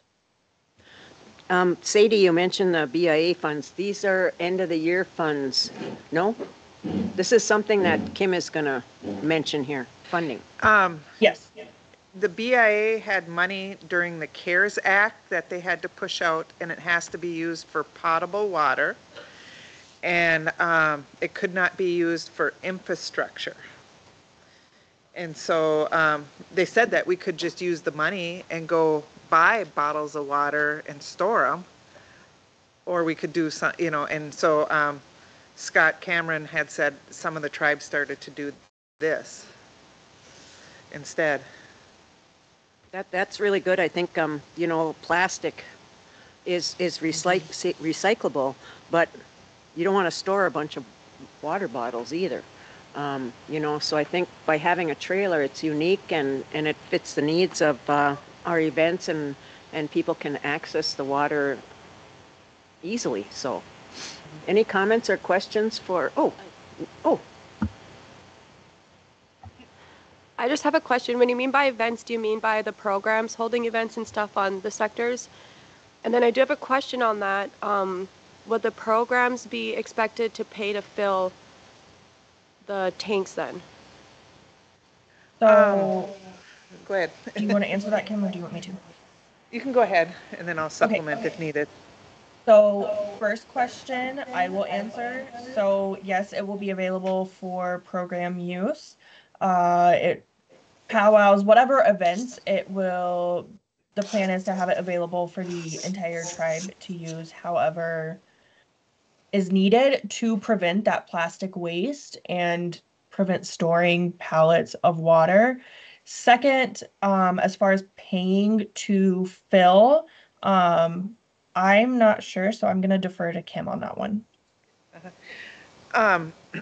So I'll go back to the events one. It wasn't only just Boys Fort events, you know, like if you're sponsoring a walk or whatever, you know, yes, you know, like that. But we also talked about outreach to neighboring communities. So like when there's a nearby festival, like OR is having its 4th of July stuff, you know, we could bring it in and have the water, you know, part of it's, because we can advertise, we can run ads and messages on the TV screen, customized, you know, we can say thank to the power, or if there's, could be used for emergencies. So like if there was a big natural disaster or something that we had to bring water in, we could aid on like in the area as needed, as big, you know, like a big fire, you know, and they have lots of fire departments there and they need water.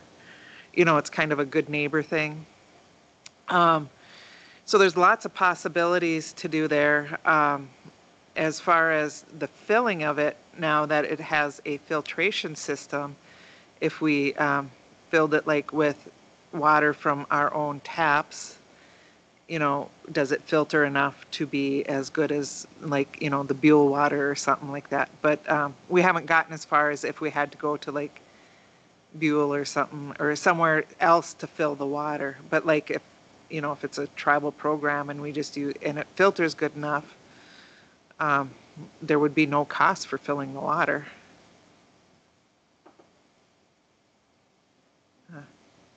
Thank you. That was my only question. Okay. Thank you, Marissa. Any other questions for Kim or Sadie? I did want to make one suggestion is like we could, you know, because we're getting more Ojibwe signs out and about for people to learn the language.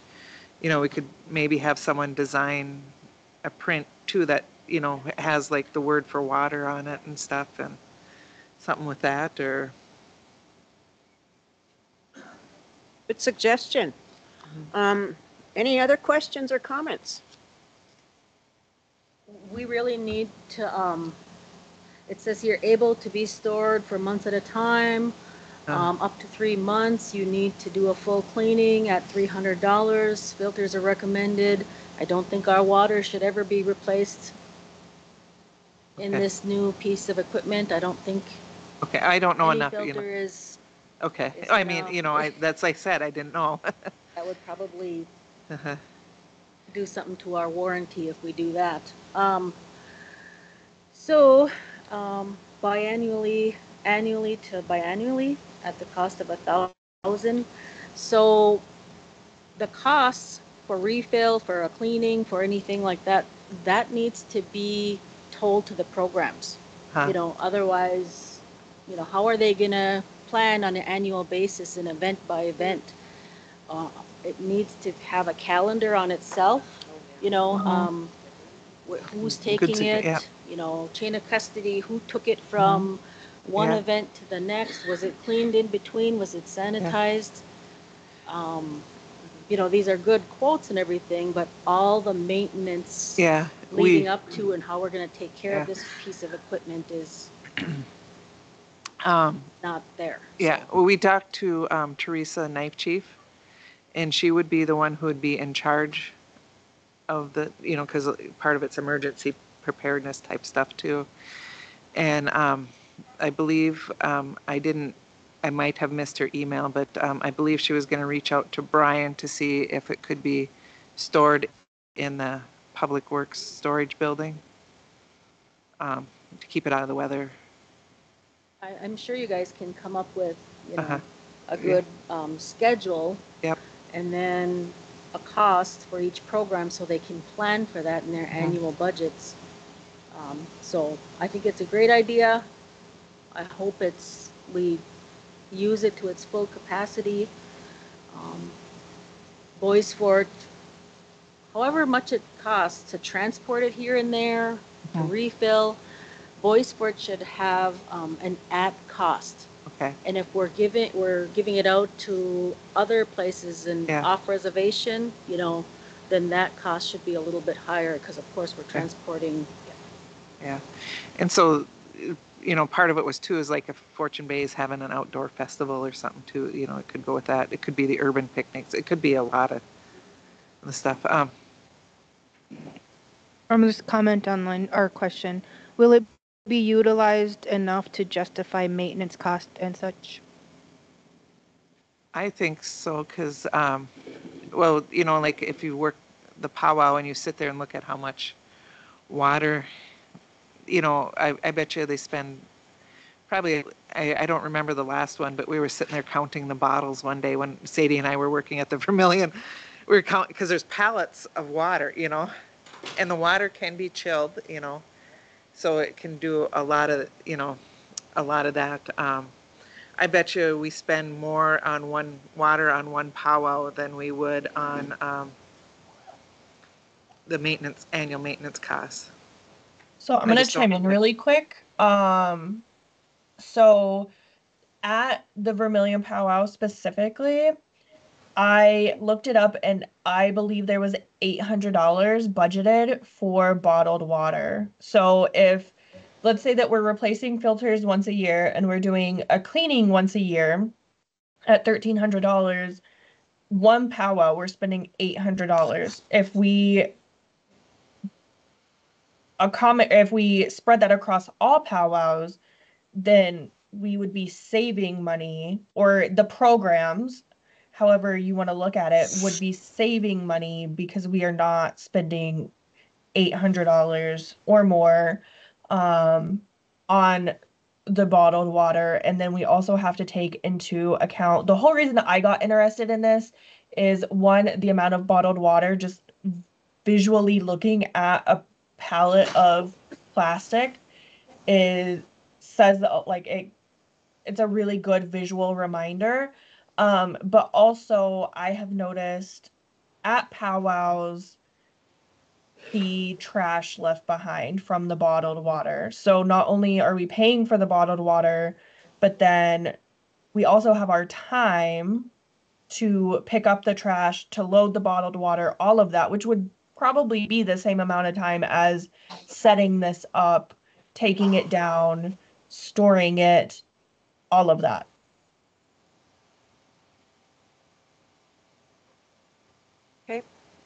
Okay, any other questions or comments on the water trailer?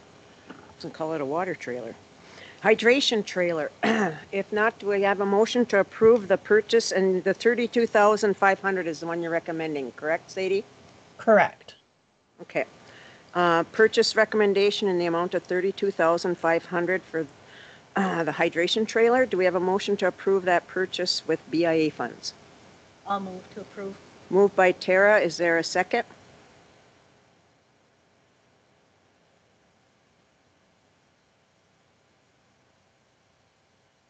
Second. Second by Shane. All in favor signify by saying aye. Aye. Opposed? Silent? Motion carried. And I think we have an opportunity right now to, because we're kind of at the end of the powwow season and it's kind of fall, winter coming, to set up the plan and set up everything and get ready for spring. So that's great. Especially yesterday was the new fiscal year, so Yeah. if we can get that information, Kim and Sadie, back to all the programs, advertising this piece of equipment, when it will be in, how much it's going to cost the programs annually, if they need to use it. And what else was I going to see? The new budget. Yeah, the maintenance of the whole thing, yeah.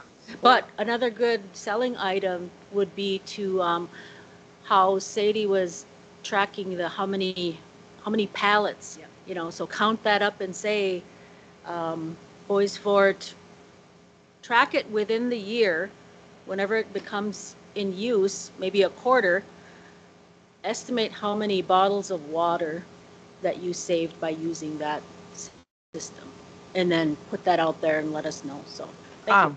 I think that's what that tracking usage software package would do, right? Yeah, that's not included on the one that I recommended. Okay. But I can reach out to Brian and see, because it is available, I believe. Yes, it is available on the one that they make in wholesale, and then that's the one that's double the price. So I can reach out to Brian and then potentially bring that up for approval at another council meeting. Well, I'm just, yeah, I'm not saying go purchase another program just to get that information. Well, we'll find I'm out. saying, yeah, please we'll figure it estimate out. how much we're saving on bottled water. If it's like $100 or something, that's what I was interested in. Because I know like the new water fountains, like when you're at a school or something, and it says, and you have an option to fill a water bottle, it has an impact saying we've saved how many ever plastic bottles or. Good job, ladies. Great. Quick question. Yes. There was a question online, sorry, by Darren. If bought, could this trailer be utilized as a source of revenue, say borrowed out to other local businesses for their events? It is being purchased with BIA funds. Yes, it could be, you know, if we come up with a policy and a cost, but it would be considered program income, and then we would have to put that money back into maintaining that trailer and stuff like that. Blowing that out, who's for loss of contamination and stuff like that. Yeah. When you start borrowing out equipment like that in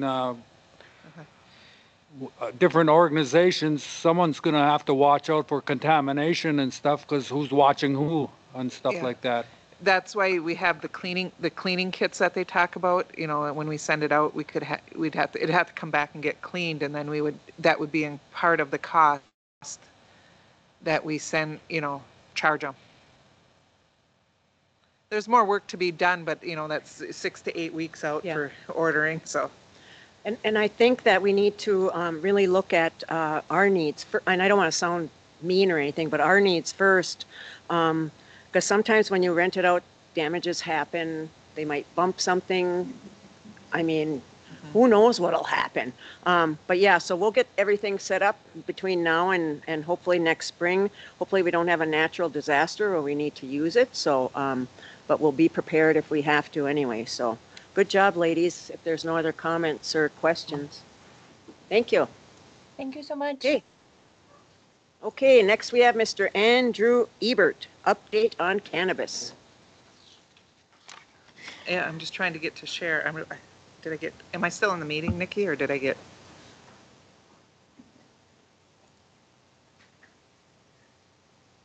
I'll go back in.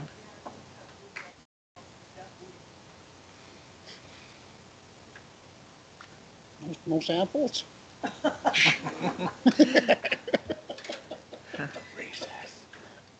have some in the parking lot.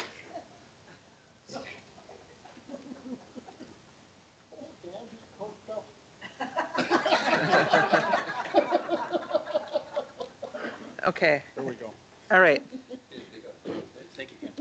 Welcome, Andrew. Whoa. Drew, I'm going to call him Drew. Drew, sure. Thank you, everyone. Thank you for having me. But Drew Drew, Eber, you want to speak in the Boysport. mic Oh. a little closer? Drew Ebert, for those of you who don't know me, CEO of the Boys Fort Development Corporation. Also, we have on teams Brad, who runs finance over on our side, and we have Hannah, leader of marketing, and Tanisha, leader of keeping me organized on track. So this is the update for the cannabis project. So we have a cannabis corporation, and we've decided on a name for it, Ishkade. So this is just covering formation and dispensary.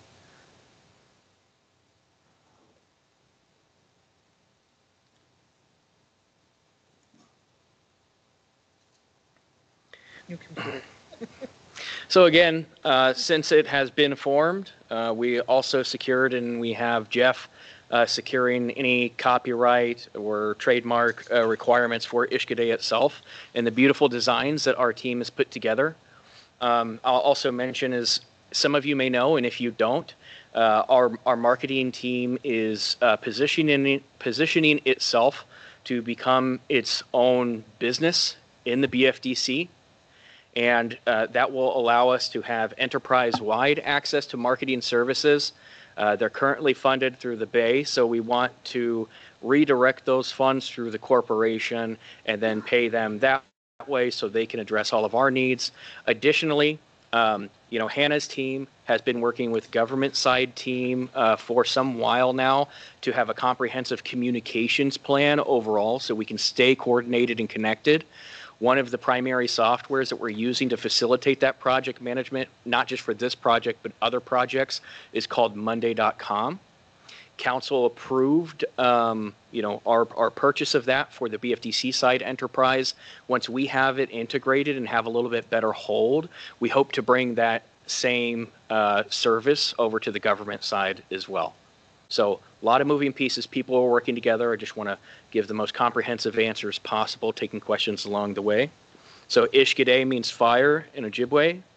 And really, when we get to the point where we have a grow, we want to focus on, seeds that are of the highest quality and so high quality that you own the patent rights on them. So no one else can grow it. No one else can have it. We can have our own premium style because we want Ishkade to represent luxury. We're not just thinking of how we're going to turn it around in the next couple years. We're thinking about 10 years down the road when it becomes federally legal and we have opportunity to sell really wherever. And where do we want to be? How do we want to be positioned? How do we want to be seen? There's already going to be a devastatingly large, egregious sized market saturated with Orange Kush and Purple Days and all kinds of names like that, where there's going to be a smaller portion of that industry, but a big area for marketing opportunity is in a luxury space.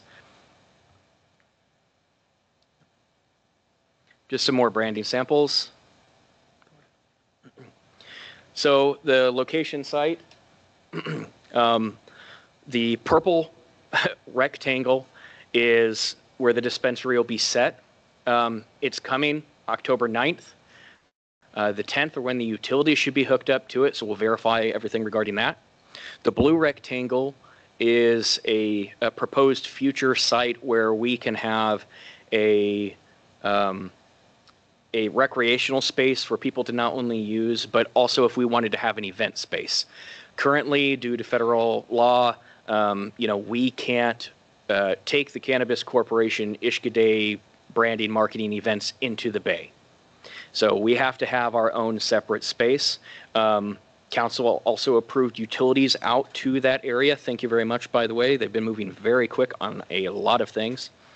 And the trees over here just to the right, you know, this is just an idea space. There's no approval with this, but we could expand out into that, provided, you know, the market drives revenue for us to be able to do that. I think that it will. One other exciting thing about this future space right here is that we have a working team in food and beverage who are working with Jeff right now on opportunities with making a restaurant where they have cannabis-infused foods.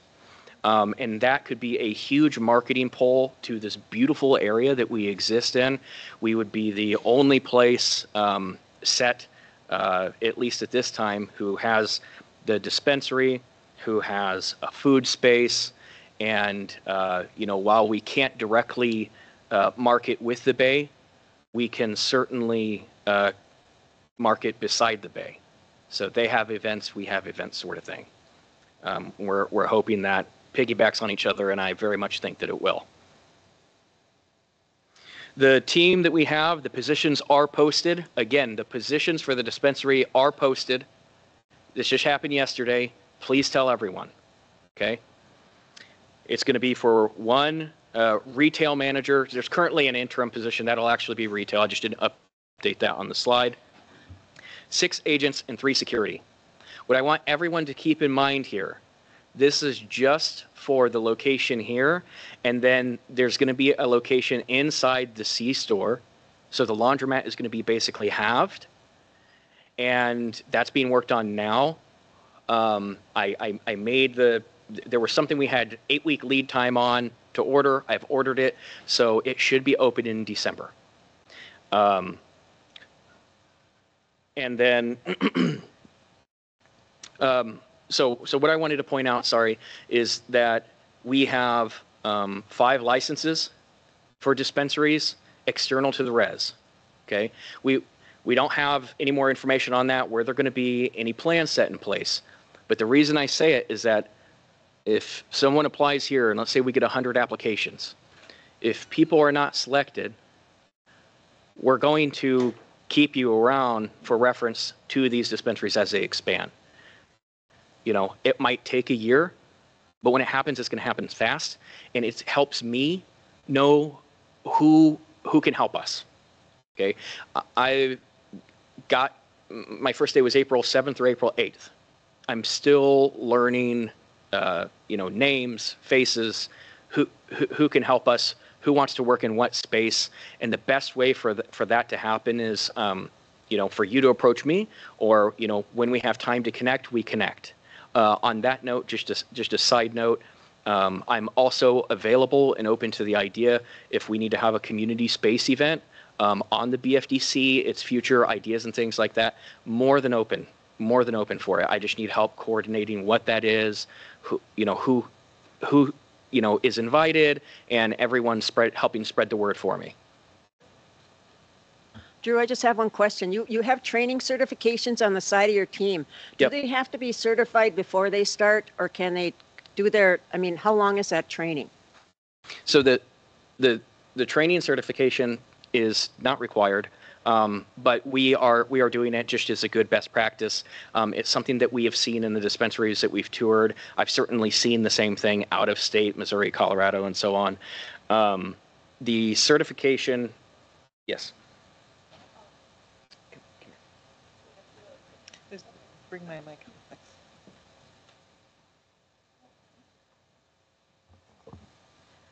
So the training certifications that you see up there, those are from Minnesota Roots. So those are the training that they put all of the people that they hire through. So once we select who's hired, they will go through those. Thank you. And to clarify a little further, Tanisha, the Minnesota College trainings, those were not Minnesota Roots. Those were what you discovered, correct? Yep. Yep. Which is why I put them at the top. Okay, there's a question online right now. It just popped up, so hang on. Yep, from Darren. Will Voice for It be growing its own product or purchasing it? Right now, we're purchasing product that is going to be at least through White Earth. There are other considerations on the table. Tanisha and I are actually heading to the cities tonight, probably after this meeting, to finalize ideas or areas of, product ordering. And that will end up being out to poll FY to council at some point tomorrow when we have identified fully 100% where everything is at. So we do have a line secured with White Earth, just to be clear. So we have real cannabis. And then regarding grow space, that's something that is tabled just for now. And a lot of that is due to our capacity, which I'm going to address here in a minute as well. And, it is our hope that we begin, research and working with IRRB and any other potential partners on a grow space later this year. And that's just for application packages and planning. My, soft prediction for when we would start building a grow may not be till March or April, pending weather, right? So it's going to be a little while before we have a harvest season, and that's for an indoor facility, which we are still identifying a space. I believe that there's also opportunity, and this is based on grows that I have already seen with my own eyes in Minnesota. Groups have successful outdoor grows, and I think that with the amount of land that is here, especially on the Nett Lake side, it would be a prime place to have a very generous sized outdoor grow. And with that, my recommendation would be to take all of that harvest to extraction, because that's where we get the most price point, and it'll last on shelves longer. So, I know that's kind of broad. I hope that answers the question. Any more questions before we go to the next slide? Yes. Got a question on your, where was it? Just got a question. Where was that location on the map here? You didn't really explain where the location was. Yeah, sorry about that. You're right. So this is the Fortune Bay parking lot, and that orange circle is the utility space at the RV park, which is where we pulled from. It just comes across the road. The pink portion is where the path will go to the dispensary. We'll have another path that goes from the dispensary to the retail space in blue. So when you're going into the casino, if you turn left where it says this is like the employee way in RV park, yes, you go just up there and to the right on the old entrance to the casino. That's what that path is. That's where it will be. You can go there now and see the construction taking place. And utilities have assured me that everything will be set and ready for receiving the unit on the 9th. Okay, well, I'm just I've been working for White Earth for coming up on 10 years now. And I've seen their business start up from the ground up, and location is, I think you should put that just off of, there's an area just before you get right into Fortune, it's still on reservation land. I see their business parking lot, it's full from when they open to when they close. I patrol that area, and kids come there, or not kids, but young adults come there in carloads to whatever they need to buy. I think, I don't think the C-store is going to do that good. I think we probably need to look at putting it somewhere on Indian Point, putting a temporary one, just to see how that works. Because I don't think the C-store is going to work. I think, to be honest, but I don't think that one's going to work as well as you put it right across from the entrance to Fortune Bay, where it says, just before the across. I think that's going to work. I've seen White Earth put up a little small building. Cars were going there. The building was full. People, I just think that's not going to work, but that's my opinion. Yeah, so are you referring to the space to the right? This is a gravel pad. It's like kind of that open area by New Moon. Looking at when they put our Way in the back, hidden away from you. The Heritage Center. That should have been across from where that gravel pit was. That's my opinion. But why did why did we put that legend house hidden away in the brush, where no one has access to it? You actually have to be looking for it, and that's just my opinion. But I think we should put that cannabis right across from, and I don't think the store is going to work that good, but put a little house on Indian Point, advertise it or address. You're going to get more people to it. You're going to get these young adults coming from Virginia, the range, to get a deal on it, and we can undercut the state. But that's my opinion, and I hope.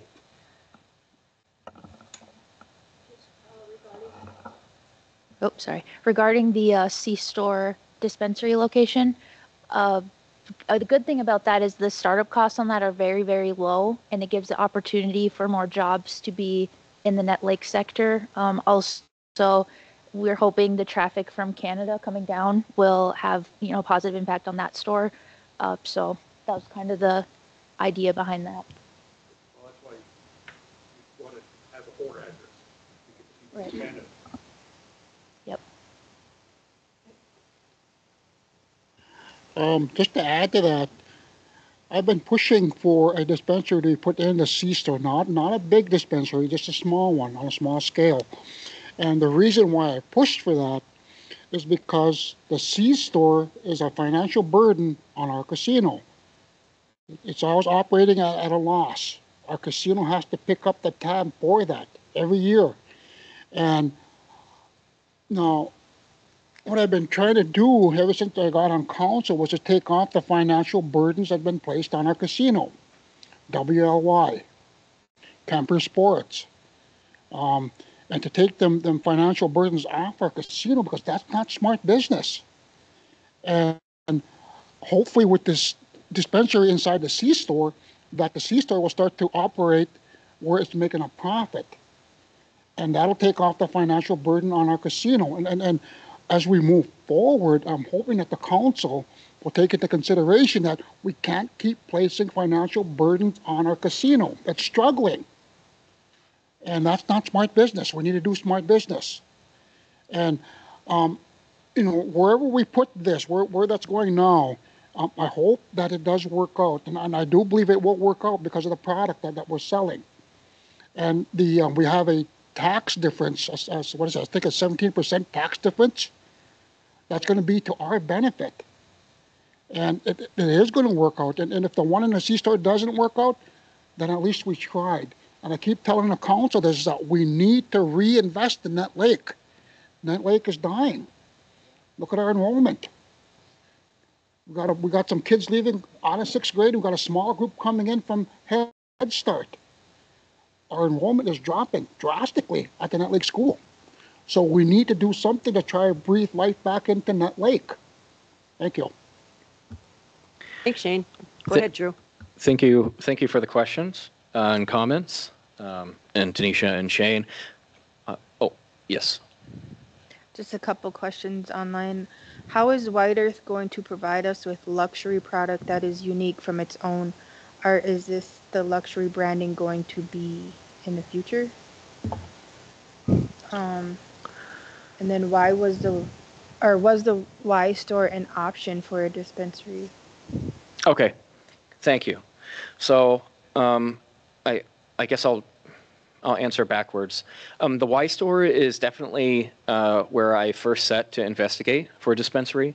We looked at it for a while, and the lead time to prepare the area, get from the Y store out to land that is in trust, complications with utilities reaching the area, and avoiding or even running into prairie and swamp too became an issue. So if we were going to take that path, if we chose to take that path, it likely it would have delayed by maybe a few months, if not into next year, again, pending weather, just because of the complications around it. There were some requirements from the state that would have been a little difficult to meet. And in the future, when we have more funding, we can develop the land in trust near the Y, but it is a large cost. Just for clarifications, Drew, the Y Store property is on state land. So just so people know that it's not on trust land, the Y Store. So that's why we couldn't put the product in the Y Store. Thank you. And the second question about the premium product and labeling and Ishkade branding itself. So this is a work in progress for us. We are wanting to have it set and prepared for a future day, although there may be, we are looking at white label opportunities. This means we work with people who can design the product how we want, and then we use White Earth or whoever's product to fill it. Regarding the comment on luxury seed and our own stuff, we won't have any of that until we do our own grow, or until we contract with someone who has a grow so they can secure that for us and grow it for us. Those would be our options on that going forward. We don't have anything secured like that right now because the space is still brand new. And, having dozens of conversations with Zach, CEO of the White Earth Cannabis, he's slammed, we're slammed, everyone's slammed. So getting a new seed variety in there right now with the way that they're expanding and the product lines that they're doing would be more disruptive than helpful to their needs and especially ours, making sure that we have product when we need it, which is going to be very soon, being consistent with it so that way we can, have a financial return to continue to grow. I just got one more question. Mm-hmm. When you open that store, you sell it at the C store. What kind of security are you going to have? Because what we do is we provide 24-hour coverage for Monoman, and they hire security guards for that area. Are you going to have a lot of product in that store daily? Is there going to be a high amount of product, the price of product in that store? Right now, I have a house up in Boysport. My parents or my mother lives there, and I rarely see a cop. I rarely see anyone patrolling up in Nett Lake. No cops live there. No cops live in Nett Lake. No cops live in Palmquist. They all live in Virginia and Eveleth. What's your plan for security for that area once that C store is open? Because the product is not cheap. So if someone goes in there and wipes you guys out, what kind of security are you planning for that C store? So we have positions posted for security. The C store itself, has a built-in system with alarms and things like that. The image on the screen, as a reminder, just is not the C store area. That's the one by the bay, and it will have similar features. So it's an enclosed space. It's as protected as it can be. As far as how much product is going to be there, we'll be determining that shortly. And the C store, being the smaller location, would have the smaller amount. I will say that, considering the C store space, the way that we have it set up, when you enter, the agents there and even the security are completely partitioned off from the guest who's coming in. So they'll be ordering through a window. There's a, very secure door. So it's not like someone could go in and just grab something. All of the product will be protected and isolated in the back. And then, if we need response, we'll call 911 and hopefully they can get there as soon as they can. I can't control having more police. Just to add to that that's one of the benefits of the dispensary being located in the parking lot of Fortune Bay. There, obviously, we have 24-hour surveillance going on in the parking lot. So while they won't necessarily be surveillance for the dispensary, it is in the parking lot, so it should be being monitored 24/7. And it would be the same thing as any police response that we have with issues at Fortune Bay. And then I wanted to address the original concern. So I've thought about it several ways as well. I've thought about it from your point of view as well. It was a stance that I had briefly early on as I was still trying to understand the market landscape, where our opportunity is. And the more dispensaries and grows and other sites that we saw, and hearing testimony on how far people will travel, that's why I think the C-store is actually going to be successful, even if it's small. Because at first I was thinking, you know what? No one's going to drive down that road, come back just to get their cannabis. Yes, they are. People drive 4 or 6 hours right now. I know people who go to Colorado to buy batches of something that is preferred and they love, or Michigan. I think that we will capture 100% of the traffic from International Falls there. And this ties into, well, I'll comment on the Fortune Bay base location, and then I have an overall branding update. I suppose it would be helpful to understand why I believe this. So the reason we didn't go with the gravel pad that was across the entry, I know what you're talking about. It definitely came up in discussion, but we were considering that space for a grow, but then thought maybe it would be better if we identify land that we can do a swap with health services, because New Moon is over there. And if Health and Human Services can have more of their product and help and structure on that pad, then, in my opinion, more power to them, and we can have other space for the grow. And regarding why the dispensary is here, we are we're doubling down on the future of the resort space that we have. So instead of being so casino-centric, we're a resort. We happen to have a casino. We also happen to have a marina. We happen to have a dispensary nearby. We happen to, because these things are going to expand. We have a lot of new leadership at the Bay, if anyone has been able to keep up with that. I know the EJ has a lot of good, strong plans. Hannah has a lot of good, strong plans as well regarding our branding, how we can expand, collaborate either directly or side by side. And, when this becomes its own little dispensary event space, we also have plans in the future with marketing regarding BFDC, the marketing company itself, internally and with the government side, on holding more events. This was my first summer here, and I saw tons and tons and tons of events and festivals. And all I could think of is, why don't we have our own? We could have numerous amounts of them. And we have it might be small, but still a very relevant, good, and beautiful conference space in a beautiful area that I would say is far more elegant in its beauty and nature than the Ozarks. I'm from Kansas City, Missouri. That's why I reference the place. And, I think we need to play on that. We need to play on the ability to have ecotourism up here and find ways to integrate, culture and language into the business products that we create.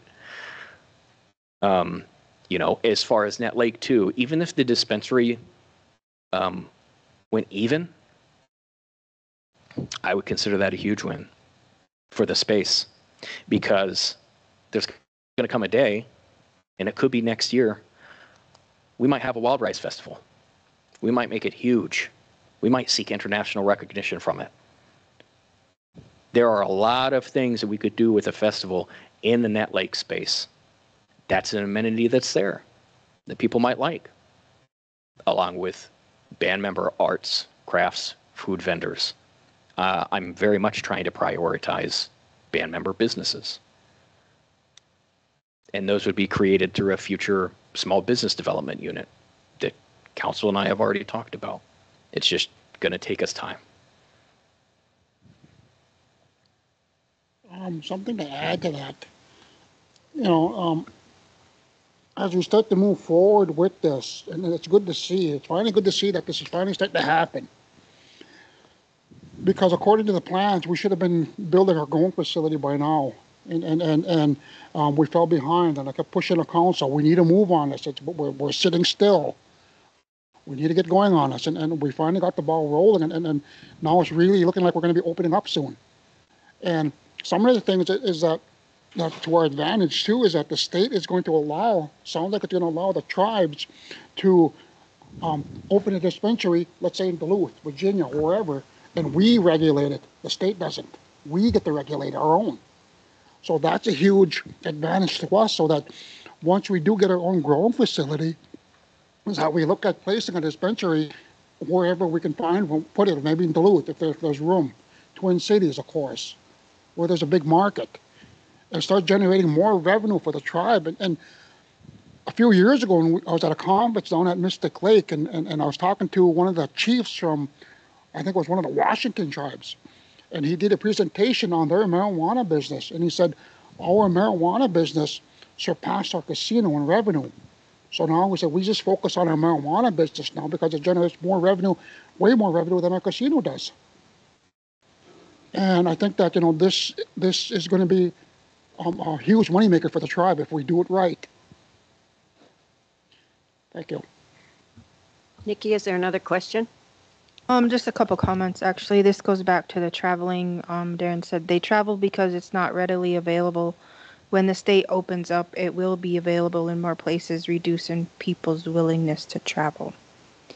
And then Vonda would just like to remind you that to include Taro, Taro was here last week to meet with you or something. Yep.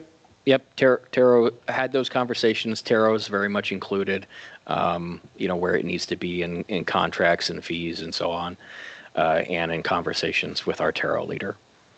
And I do understand that as a state opens up, product becomes available, people will travel, and I totally get that. But one thing unique to our experience is that, people would be traveling to the Bay based on events, increased amount of concerts and things that we hold up in this area, especially cross-promotion opportunities with the other businesses in the region. And, we are sitting as basically the gateway to the boundary water. So, coming here, enjoying that product, enjoying our product and having a staycation, however that may play out, that's a unique experience you're not going to be able to find anywhere else. Okay, go ahead. To add to that, when we started talking about the products that we were going to sell, and one thing I asked is that the product that we sell needs to be unique, a standalone product that just belongs to us as Boys Fort. So you can't get the same product if somebody opens up in Virginia or up in Ely, that ours is our own and unique. And that's what Drew and I have been working on, is to secure that type of product that's just for us as Boys Fort. Hey, I want to go to Boys Fort. They have good shit up there, excuse my language, but, The other thing is there is going to be a 17% tax or a difference in cost. And so the tribes will have a cheaper cost because the state is going to put that on all the off-reservation dispensaries. And so the product's going to cost more off the reservation than on the reservation. So we need to market that cost difference and how they can save money by coming to get our product. Thank you. Yeah. All right. So this slide is to kind of give scope, an understanding of, what we'll be looking at in the future going forward as we raise dispensaries off res. Council, this is in regards to the packet I gave you earlier, not the final pages of that. That's something else with Jeff later. So at Island Pezzi, Treasure Island, they use a contractor called Honest Cannabis. Tanisha and I met with them.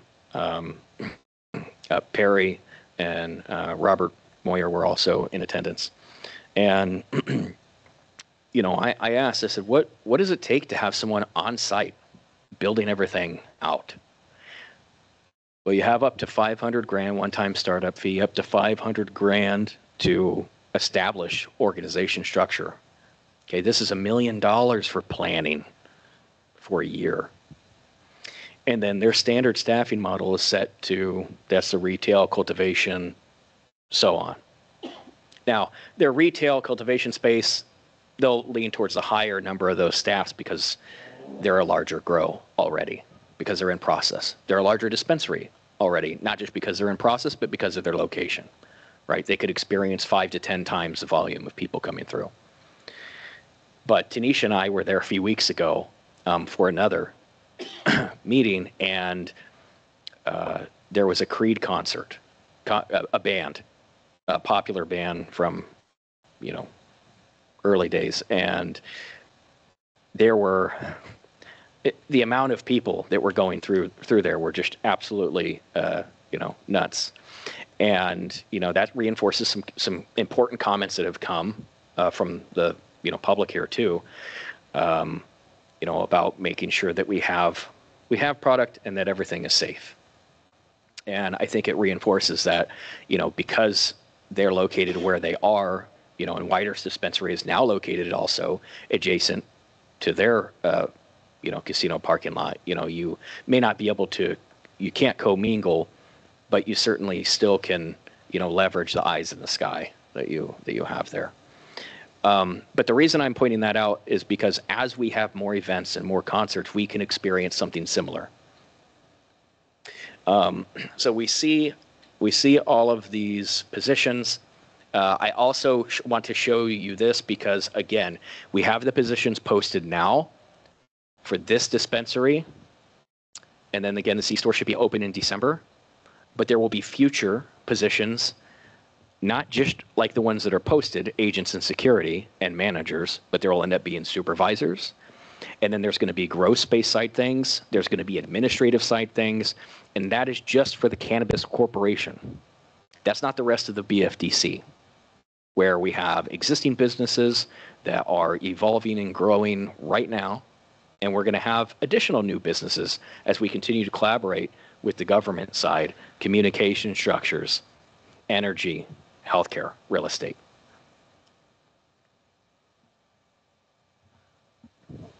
Any questions? Go ahead, Perry. Before we move forward, since we're updating you all on cannabis, I want to let you all know that Robert Moyer Jr. and myself, we sit on the cannabis subcommittee for the Grand Council. So what that is, that's a council of 11 tribes that we are going to keep meeting annually. So I know you have a lot of questions, and this is what I want to just say to the public, that tribes are helping us. They're giving us their homework. They're giving us their compliances. And they are helping. So we are trying our best to make sure this works, and it will work. You know. Miigwech, Perry. Any other comments or questions for Drew? Very good presentation. Thank you. I do have one more comment. And I just wanted to point out, especially with that last slide, you know, is showing kind of how our startup is. We do have a consulting group. You know, they're off-site, right? They're not part of that. That's why I'm pointing out that package too. The package I showed you that Island Pezzi uses, Pesci, excuse me, is for on-site hand-holding, raising, setting everything. Okay. This is Tanisha and I. That's it. In addition to the other BFTC duties, putting everything together with a team that includes council, several people from the government side, some of our BFTC side, and of course, Jeff. Mm-hmm. You know, and on that note, so I want to say thank you to everyone for your continued support, the good questions that we have, making sure that we, you know, stay on our toes. Okay, we need to be awake to all possibilities. You know, even if it's a question that's been asked 3 times, if it's something that needs to be asked again, or maybe it was missed, you know, it can be important. So please say something. And you know, special shout out to Tanisha for jumping into an innovation position and you know, showing extremely high morals, values, honor, fantastic organization skills, and taking on an enormous high-level workload and helping me build this. Great job. Go ahead, Tanisha. Okay, I would just like to make a comment. When we were at Island Pagey with Robert and Perry, they were actually closed while we were there because they are out of product. So I am very, very hopeful that this will be a really, really good venture for us, especially since no one else is open yet. I believe that our problem is going to be not having enough product. That being said, moving forward, if anybody from the community or anyone has any suggestions or questions or anything, Drew and I are always open to having conversation with anyone. So if you want our contact information, we can get that out to anybody. So just so everyone is aware of that. Thank you for that, Tanisha. And I want to clarify that if anyone has product recommendation for us, remember it needs to be grown in Minnesota and it has to be measured, tested. It has to go through all of that. Okay. I would love to be able to just buy from someone's home grow. If I could, I would immediately. That's where we would be going. But just keep that in mind, please. Miigwech? A couple of things that I'd like to address is that my stance is still the same. Any money that we use to build our marijuana business, that once the marijuana business becomes successful and starts to turn a profit, that we pay that money back to the pots of money that we took the money from to get this going. And now, I said this before when we met with Minnesota Roots, is that looking at the market and how the market is projected to go, it's going to go way up. It's going to be up for a while. And what I said to the council and Drew and Minnesota Roots at that time is that we need to pay off the loans before the market starts to come back down and plateaus. So that once the market comes down and plateaus, we're clean and clear. We don't owe anything on it. And that to look at also to watch what happens with Wisconsin, Iowa, and the two Dakota, North Dakota and South Dakota, because they're not legal yet, recreational wise. Is that once these other states see what Minnesota is doing and the revenue that it's generating, I'm pretty sure Wisconsin will say, well, maybe we should start doing that too. And that that's going to bite into the market.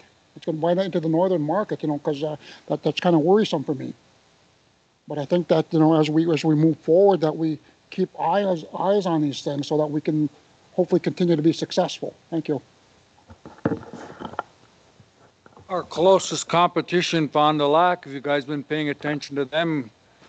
Because that's going to be a dispensary over there, and you're talking about driving distances and a nice freeway over there and stuff like that. I'm sure we got better resort quality area, but still convenience and that competition from the closest reservation, that's Fond du Lac. I think, T-John, I think that I know that we're kind of looking at northeastern Minnesota as a whole, and Fond du Lac has the Duluth area for sure, and that I-35. We're kind of looking at the Grand Portage, that area. All of northeastern Minnesota is kind of where we're kind of targeting our population from, because it's easier to get to Vermilion here through the back roads from the North Shore. And so we're kind of hoping for that. Plus the tourism industry is huge. And so even at the C-store in Nett Lake, we've got area resorts. We've got, tourists that are coming up for fishing or whatever. So summertime's going to be, I think, a big boom town type thing where if we have these festivals and all these other things, we're going to be very creative and very aggressive when it comes to that. So. Paxton? Oh, sorry, I would just like to add to that question. One thing that Minnesota Roots has done for us is they have provided information regarding, consumer habits and that sort of thing. They manage a multitude of other dispensaries, so they share their data with us. And it is through data proven that people will continue to go to the place that they initially started buying cannabis from. So it's very vital and important that we get out there first, because then we establish that brand loyalty and people will still come to us regardless if a dispensary opens a block from their house. Nikki?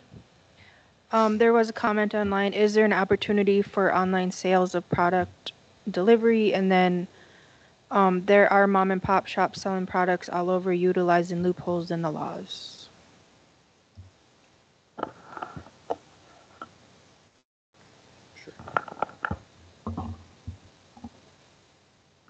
Go ahead, Tanisha. Yeah, so regarding the online ordering and delivery services, that is something we definitely are looking into. With that, again, we have to establish regulations and stuff regarding that. So definitely something we want to get into. Not there yet. Are looking into that. And then the other part of it was? Yeah, regarding sales at mom and pop shop for loopholes, it's my understanding that no licenses have been given out. I think the state is still trying to figure that out. So if they are, they're doing it illegally. Okay, thank you. Thank you, Drew, for the update, and Tanisha, good job. And I did want to provide just one more comment, reinforcing Shane's comment on paying our debts back. Definitely something that we want to have integrated into the BFDC as a whole, especially as council is considering approving the BFDC Act, hopefully soon. There's ongoing conversation, at least in an email chain, including council, myself, Jeff, on how we can wrap something like that into the language. That would include the Cannabis Corporation, of course, anything in the BFDC umbrella. Right now, we do have our costs covered. We actually have them double covered. But one opportunity that we have, it's just still being looked at, and thank you, Kim, for bringing this to our attention, is that there are some unrestricted funds that may be able to help us. So that would certainly ease the load and help speed things up if and when we can make something with that happen. Miigwech, thank you so much for the update. We appreciate Thank you for having me. Good job, Kim. Way to use that finger to move the slides. Thank you, Kim. Oh, I'm sorry, Paxton. Sorry, come on up to the microphone, sir. Thank you for that, Tanisha. I just had a question about the cultivation.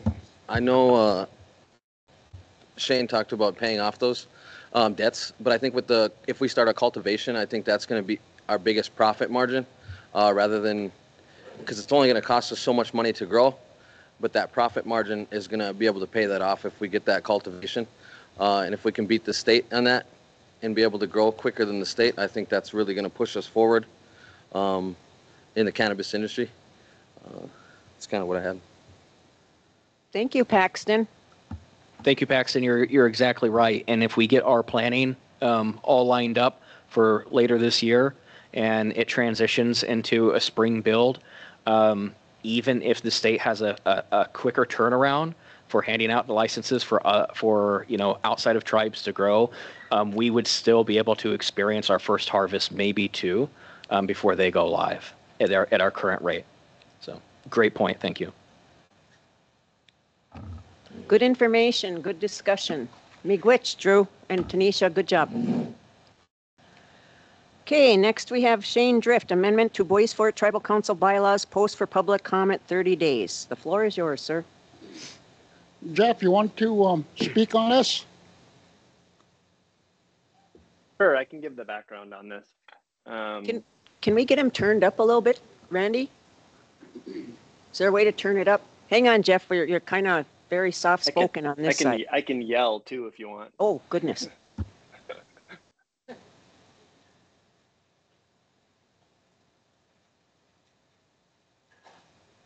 Okay, try it now. Can you hear me better now? Yes. All right. So and correct me if I'm wrong, Shane, but the reason this came about is, and Shane had mentioned this at the beginning of the meeting, Shane had proposed a resolution that would require that council member discussions and voting on council salaries occur in open session for transparency purposes. And that proposal also included a proposal that if that was adopted in a resolution, that rule about open session wouldn't be able to be changed or removed unless there was a vote of all 5 tribal council members.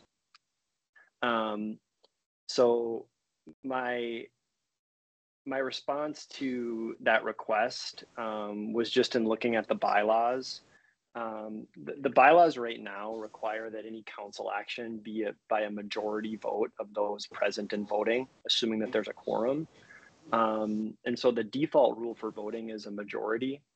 And if the council were to adopt any resolution that provided for, like, you know, a vote requiring 5 members or something more than a majority, I think without a amendment to the bylaws, that resolution could conflict with the bylaws. And so basically the notice that you have in front of you, if you want to proceed with it, is just a small tweak to the bylaws that basically recognizes that council can, through a resolution, change a voting threshold from a majority to something higher if they were to adopt that through a resolution. So then if you were to do that in the future, there wouldn't be a conflict with the bylaws. The amendment notice you have in front of you is not an actual amendment, it's a public comment notice, because the bylaws require that any amendment be publicly posted for 30 days before it's adopted. So this action today, if you were to approve it, wouldn't actually amend the bylaws. It would post this proposed amendment for public comment as an initial step. It's a little bit technical, so let me know if you have any questions, or if that was confusing, or if I need any more explanation. I think that, Jeff, what would happen if we didn't do it this way? If you didn't amend the bylaws, I think what could happen is if you adopted a resolution that said, you know, in order to do whatever, you need 4 votes, or you need 5 votes of the council, kind of a super majority. I think if you didn't amend the bylaws, someone could argue that resolution conflicts with the bylaws, because again, the current bylaws language just says a majority vote. So you'd have the bylaws sitting out there saying majority vote, and you'd have a resolution saying to do, you know, X, Y, Z, you need more than a majority, and they'd be in conflict. And so I think someone could argue that that resolution could be invalid. So by making this amendment, it would simply recognize that the council through resolution could change a voting threshold requirement if it wanted to do so in its discretion. And then there wouldn't be a conflict with the bylaws. It would resolve that conflict. So with this process, you know, it puts it in place where it can be undone unless the 5 council members voted for it. But on the flip side, the main point of this is that to be transparent, that if any future tribal council is going to do something with their salaries, that it needs to be in front of the people, just like now, like we were meeting right now, to be presented for the people to see and voice their opinion on. So that's what I'm just pushing for, is transparency. And with that, I would like to make a motion to approve the posting of this for the 30-day comment period, and at the next council meeting, vote on it. Okay, we have a motion on the floor, and if I may say that when this is posted, it really needs to, you know, because it is kind of complicated. So if that can be kind of explained on the posting, exactly what it's posted on. But there is a motion on the floor by Shane to put this out for public comment. So is there a second? Second by Tara. All in favor signify by saying aye. Hey, Kathy, quick question. Question. On the posting here, I just want to point out that instead of just to me, it's going to come to both of us. So we're going to change the email address to executive assistant. So that. Okay. All right. They're going to put the executive assistants that the comments will go to, rather than just individuals. So with that, all in favor signify by saying aye. Opposed? Silent? motion carried. So when will this be posted, Jeff? As soon as, now that you've adopted it, as soon as it can be posted on the website. Okay. We'll get that out there then as soon as possible. Jeff, you're on the agenda for the next item, so. Sure. So the next two items are also for approval for posting for public comment for some revisions to the Bois Forte Tribal Code. I'll talk about maybe just each of them in order here and see if you have any questions. So these are for revisions that have been ongoing for a while now, for several months. In fact, it might even be over a year. Joy and Michael from our office have mainly led the revisions to these tribal code provisions and have worked with a lot of Bois Forte staff and stakeholders to gather input, to get feedback on the revisions. The revisions for these laws, and I'll talk about what they are, but they've been brought to the judicial quarterly meetings on a couple of occasions and explained, and received feedback from tribal court staff and Judge Troyer. And at the last judicial quarterly, the consensus was that these would be ready to present to the council for approval to post, so we can get comments from band members on the proposed revision. So that's sort of some of the background of how we came to this point today with these. The first public comment notice is for the VAWA 2022 and human trafficking revisions to the tribal code. So as a little bit of background, in 2013, Congress passed a reauthorization of VAWA that for the first time recognized tribes' inherent criminal jurisdiction over certain crimes against non-native offenders. It was fairly limited in 2013. The recognition of that inherent authority was limited to basically certain domestic violence and dating related crimes and violations of orders for protection. In 2022, Congress, in its same reauthorization of VAWA, recognized tribes' inherent authority over a variety of additional crimes. Recognizing, and I use the term recognizing tribes' inherent authority because I think one thing that's important here is that this isn't Congress granting tribes authority. This is recognition of inherent authority that already exists.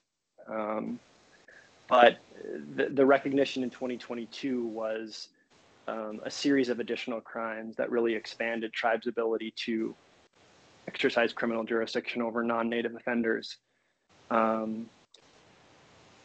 Those areas include assault of tribal justice personnel, child violence related crimes, dating violence related crimes, domestic violence, which was included in 2013 as well, obstruction of justice, sexual violence crimes, sex trafficking, stalking, and violations of protection orders.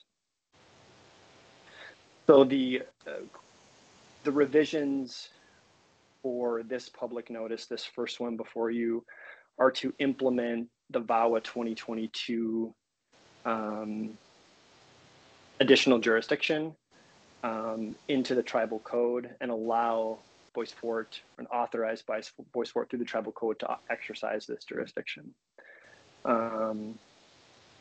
These revisions also include expansion of human trafficking and sex trafficking provisions, as well to sort of conform to best practices about recognizing the variety of forms of human trafficking and sex trafficking that can occur. And that was all done in, like I said, a lot in coordination with Angela and her staff and Bois Forte staff to be able to reflect that. So that is the summary for the VAWA 2022 revisions. And again, this would be a public notice for public comment for 30 days or whatever, how many ever days you want to post for before we would collect comments and then bring it back to you for approval. So I'll stop there on the file 2022. Okay, thanks, Jeff. How long do you want this posted for? 30, 60, 90 days? Any suggestions? 45? Have to be different. 45? What do you guys want for public posting?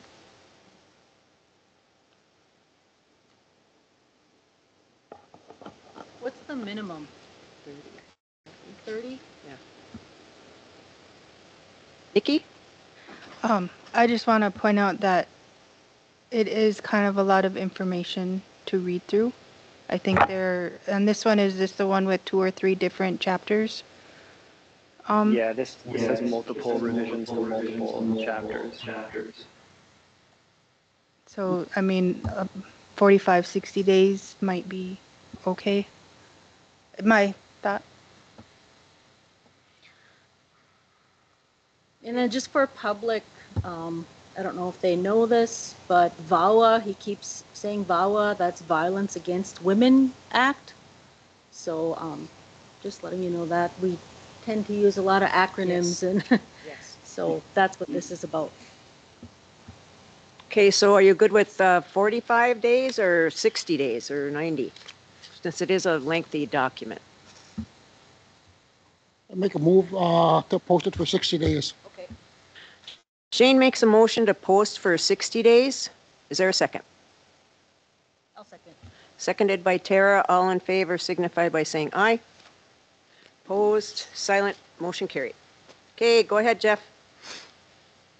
All right, thank you. The second set of revisions is to Chapter 15 of the Tribal Code, which is the Tribal Elder and Vulnerable Adult Protection Code. So we just are kind of referring to these as the Elder Justice Code revisions. So this again was a set of revisions to really strengthen the tribe's sovereignty and jurisdiction for the protection of elders and vulnerable adults within the community. The notice that's before you kind of summarizes the specific revisions that are made to beef up and provide additional protections under this code.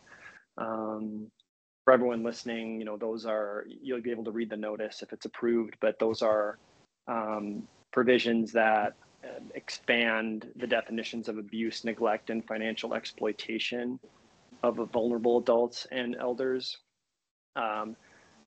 Broadening the definition of who can be prosecuted for these types of crimes. Previously, it was a fairly limited definition of caretaker, and that's been broadened under these revisions. Expanding, beefing up and providing specific interagency procedures for reporting, response, and investigation of these types of crimes. And there are 2 parts at the end of these revisions that are important, I think, to specifically point out. One is a new process for obtaining orders of protection specific to elder abuse and vulnerable adult abuse. That was a mechanism that wasn't present in the prior code, or I should say the current Elder Justice Code. So that when we, you know, when the BAN investigates and finds, you know, allegations of this type of abuse, additional protection order type things that can be put into place for the protection of the victim. So that is an added tool under the code. And then finally, there's an added section of the code that allows for the BAN to seek, or individuals to seek as well, guardianships over elders or vulnerable adults in certain circumstances where there's a need for assistance for personal affairs or financial affairs.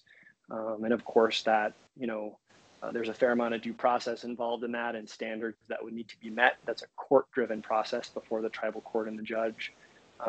But it's an additional tool that I think in our discussions with BAN staff, they thought was a really important piece to making sure that there's enough resources and protections in place for individuals who need it.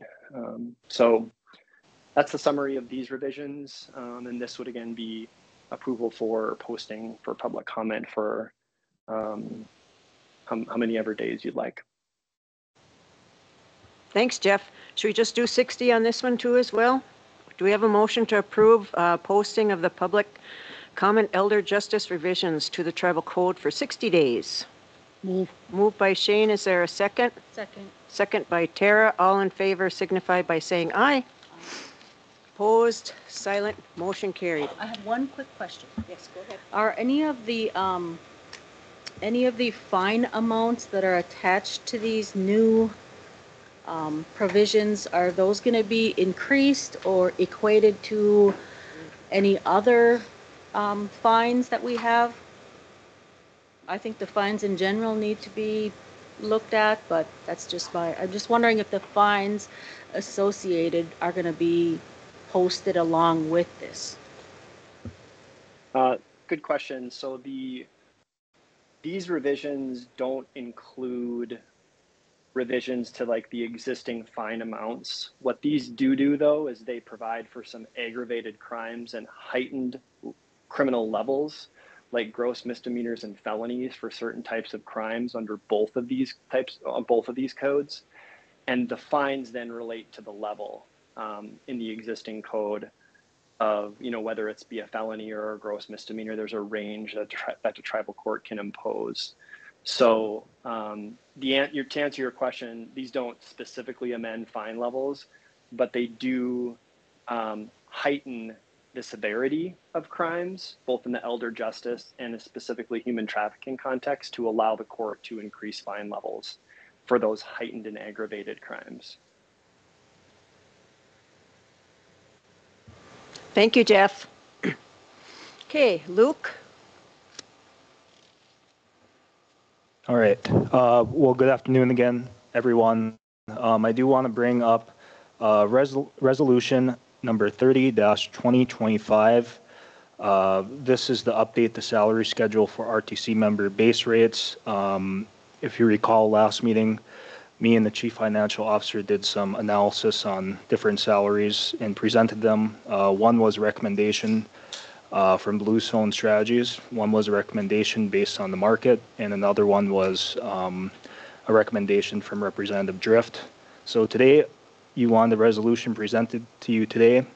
So I do want to ask to have an open discussion with all of you, because now you just amended a bylaw to have a 5-0 vote into regards of this. So I want to know your thoughts if you want this table, because we just passed a resolution about 20 minutes ago that would inflict with this.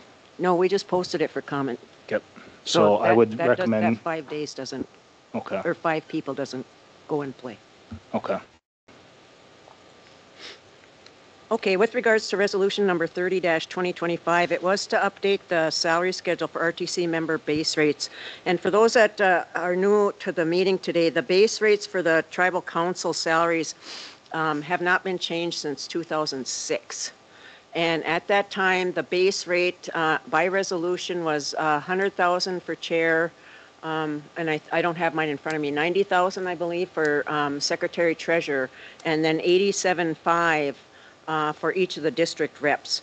And so the recommendation, there was a group that got together and did some background work, checking with other tribes, checking with Bluestone, using the Consumer Price Index from 2006 to forward, and then also using the motion that Shane mentioned that was 5% increases each year.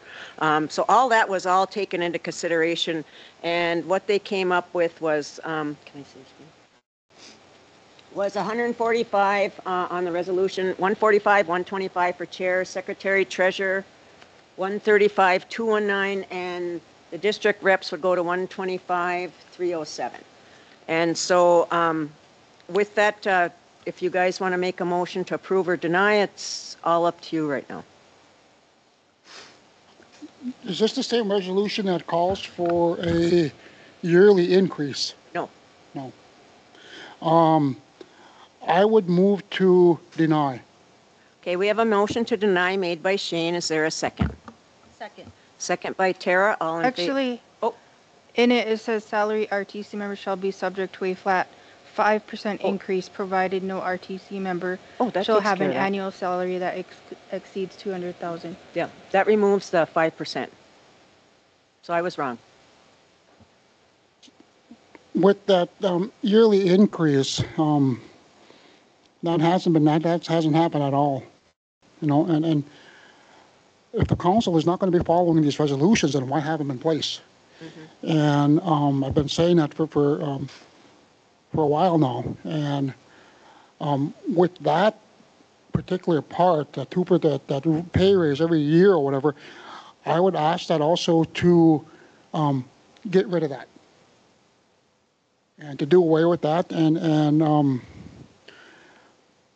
so if it's at this meeting or the next meeting, that's what I'm going to be proposing. Is that, so if we deny this resolution, it denies that increase, correct?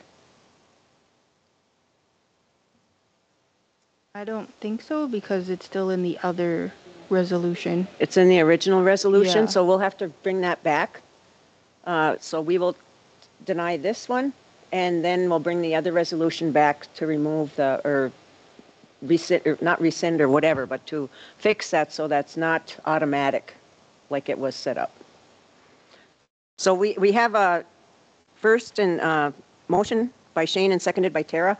All in favor signify by saying aye to deny. Okay.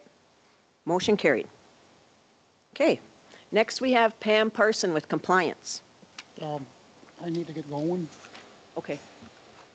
Yeah, because we don't have to vote on anything else. So Shane does have an appointment and he has to leave. So safe travels. Go ahead, Pammy.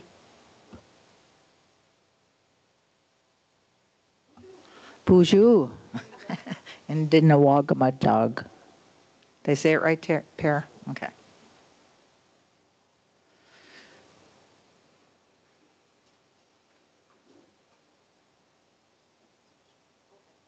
Okay.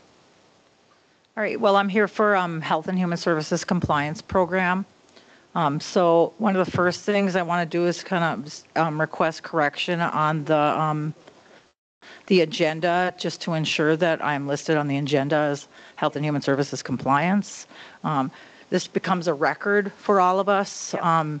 So I really need that on the agenda. Standing agenda item. Yes. Okay, we'll do that. Nikki and Luke, can you mark that? Okay.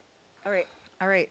All right. So one of the things that we're working on is one of Health and Human Services' greatest concerns, as far as compliance goes, is definitely cybersecurity. Yes.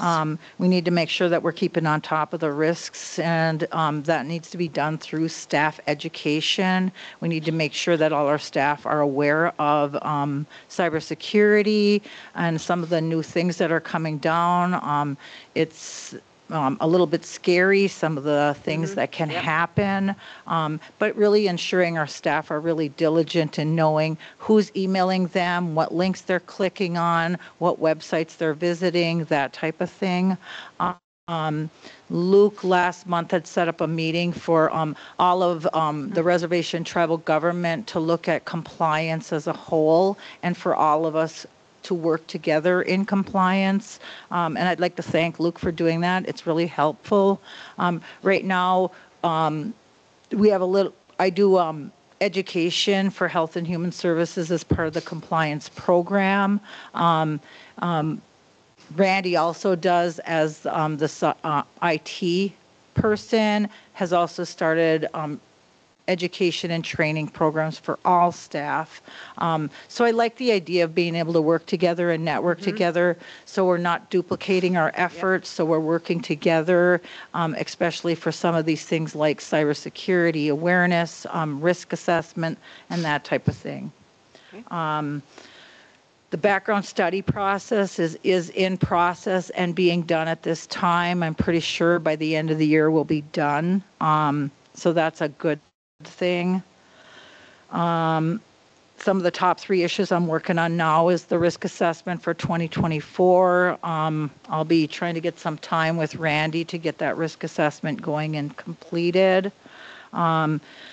Ensuring that employees are logging off their computer systems, very important for Health and Human Services because we work with protected health information. And so that's one of the things I'm working with our staff on is ensuring they're logging off their computers whenever they're leaving their stations.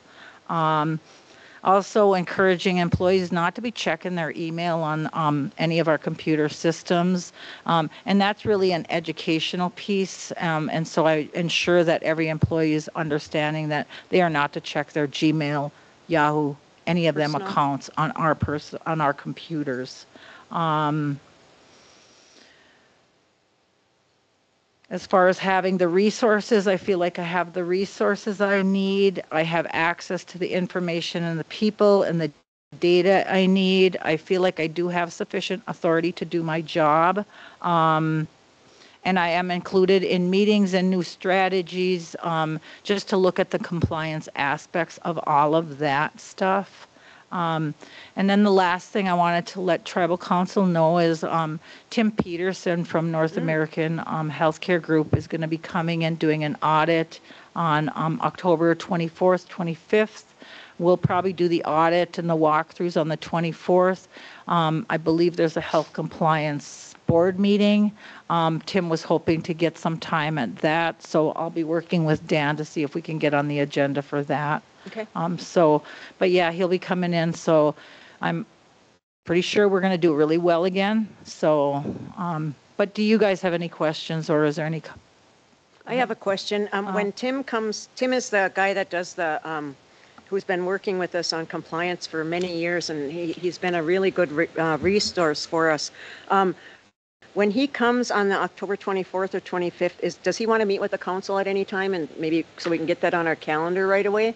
He'd like to meet with you during the health board meeting. Okay, so if you can let us know when that is and get it on our calendars right away, sweet. Okay, will do. Thank you. Yep. Any other questions for Pam or comments? I do want to say, though, that nowadays you're hearing more and more about compliance, and we're hearing about compliance within other departments. So I think by what Pam said here about having the ability to network together, because we have compliance at Fortune Bay, we have compliance at health, and so just compliance overall, you know, background checks come out of the HR department, so trying to make it more efficient and better, so like you said, we aren't duplicating and, you know, we're all on the same page. So I think that's great, but it's another area that's coming forward more and more, so we're ready for it. Yep. I think you do a great job, Pam. All right, Miigwech. I'd like to just add and inform the community that before we were meeting at the RTG, you know, up in the bird room, you guys would have to come down, you and Dan, to meet with the council, you know, at their meeting facility. Now I implemented and asked that we, the council, go straight to the HHS, you know, so we have some interaction with staff. We are also, you know, putting ourselves at a advantage to meet with you and see how important this is in compliance and that kind of thing. So more, I don't know, more input, more drive to be available to HHS rather than you guys come to us. So I think that's important that we did that. It's working out now. Sometimes when we're at the office, we get 2 or 3 things or some interruptions or things like that. So having us meet right at the HHS office, you know, rids us of that a little bit. So I thought that would be an important thing to interject. Yep, and thank you for that. And, you know, I've actually had employees say, wow, this feels really good. We have council coming here for Health and Human Services. Focuses on us. And it feels really good to our employees who sometimes feel like they don't get looked at that way, and so, or given the time. So thank you guys for that. It's been very helpful. And just as another update, we do meet with Health and Human Services monthly to get updates on questions we have or things that are moving within Health and Human Services, and compliance is a part of that. So Miigwech. Good Right. job. All right, thanks, guys. Keep up the good work. Oh, okay. We have Kim Greiner with the Minnesota sales tax update, and I guess they want to table that because Shane has left. So we will, do we have a motion to table Kim Greiner's presentation? Move to table. Move to table by Tara. Is there a second? I'll second. Good job. Seconded by Perry. All in favor signify by saying aye. Opposed, silent, motion carried. With that, that brings the end of our meeting, and do we have a motion to adjourn at 12:20? Move. Second. Motion by Tara, seconded by Perry to adjourn at 12:20. I just want to say, all in favor signify by saying aye. Opposed, silent, motion carried. Everybody have a good day and enjoy the weather while we can. October 2nd.